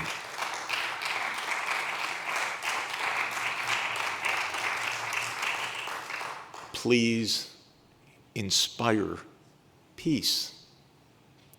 Please understand the lessons from how to make peace, which is to humanize both sides, to understand that both sides want peace. Let me close with words of President Kennedy, because they're important. In short, both the United States and its allies and the Soviet Union and its allies have a mutually deep interest in a just and genuine peace and in halting the arms race. And then he said, so let us persevere. Peace need not be impracticable, and war need not be inevitable. By defining our goal more clearly, by making it seem more manageable and less remote, we can help all people to see it, to draw hope from it, and to move irresistibly toward it. Thank you very much.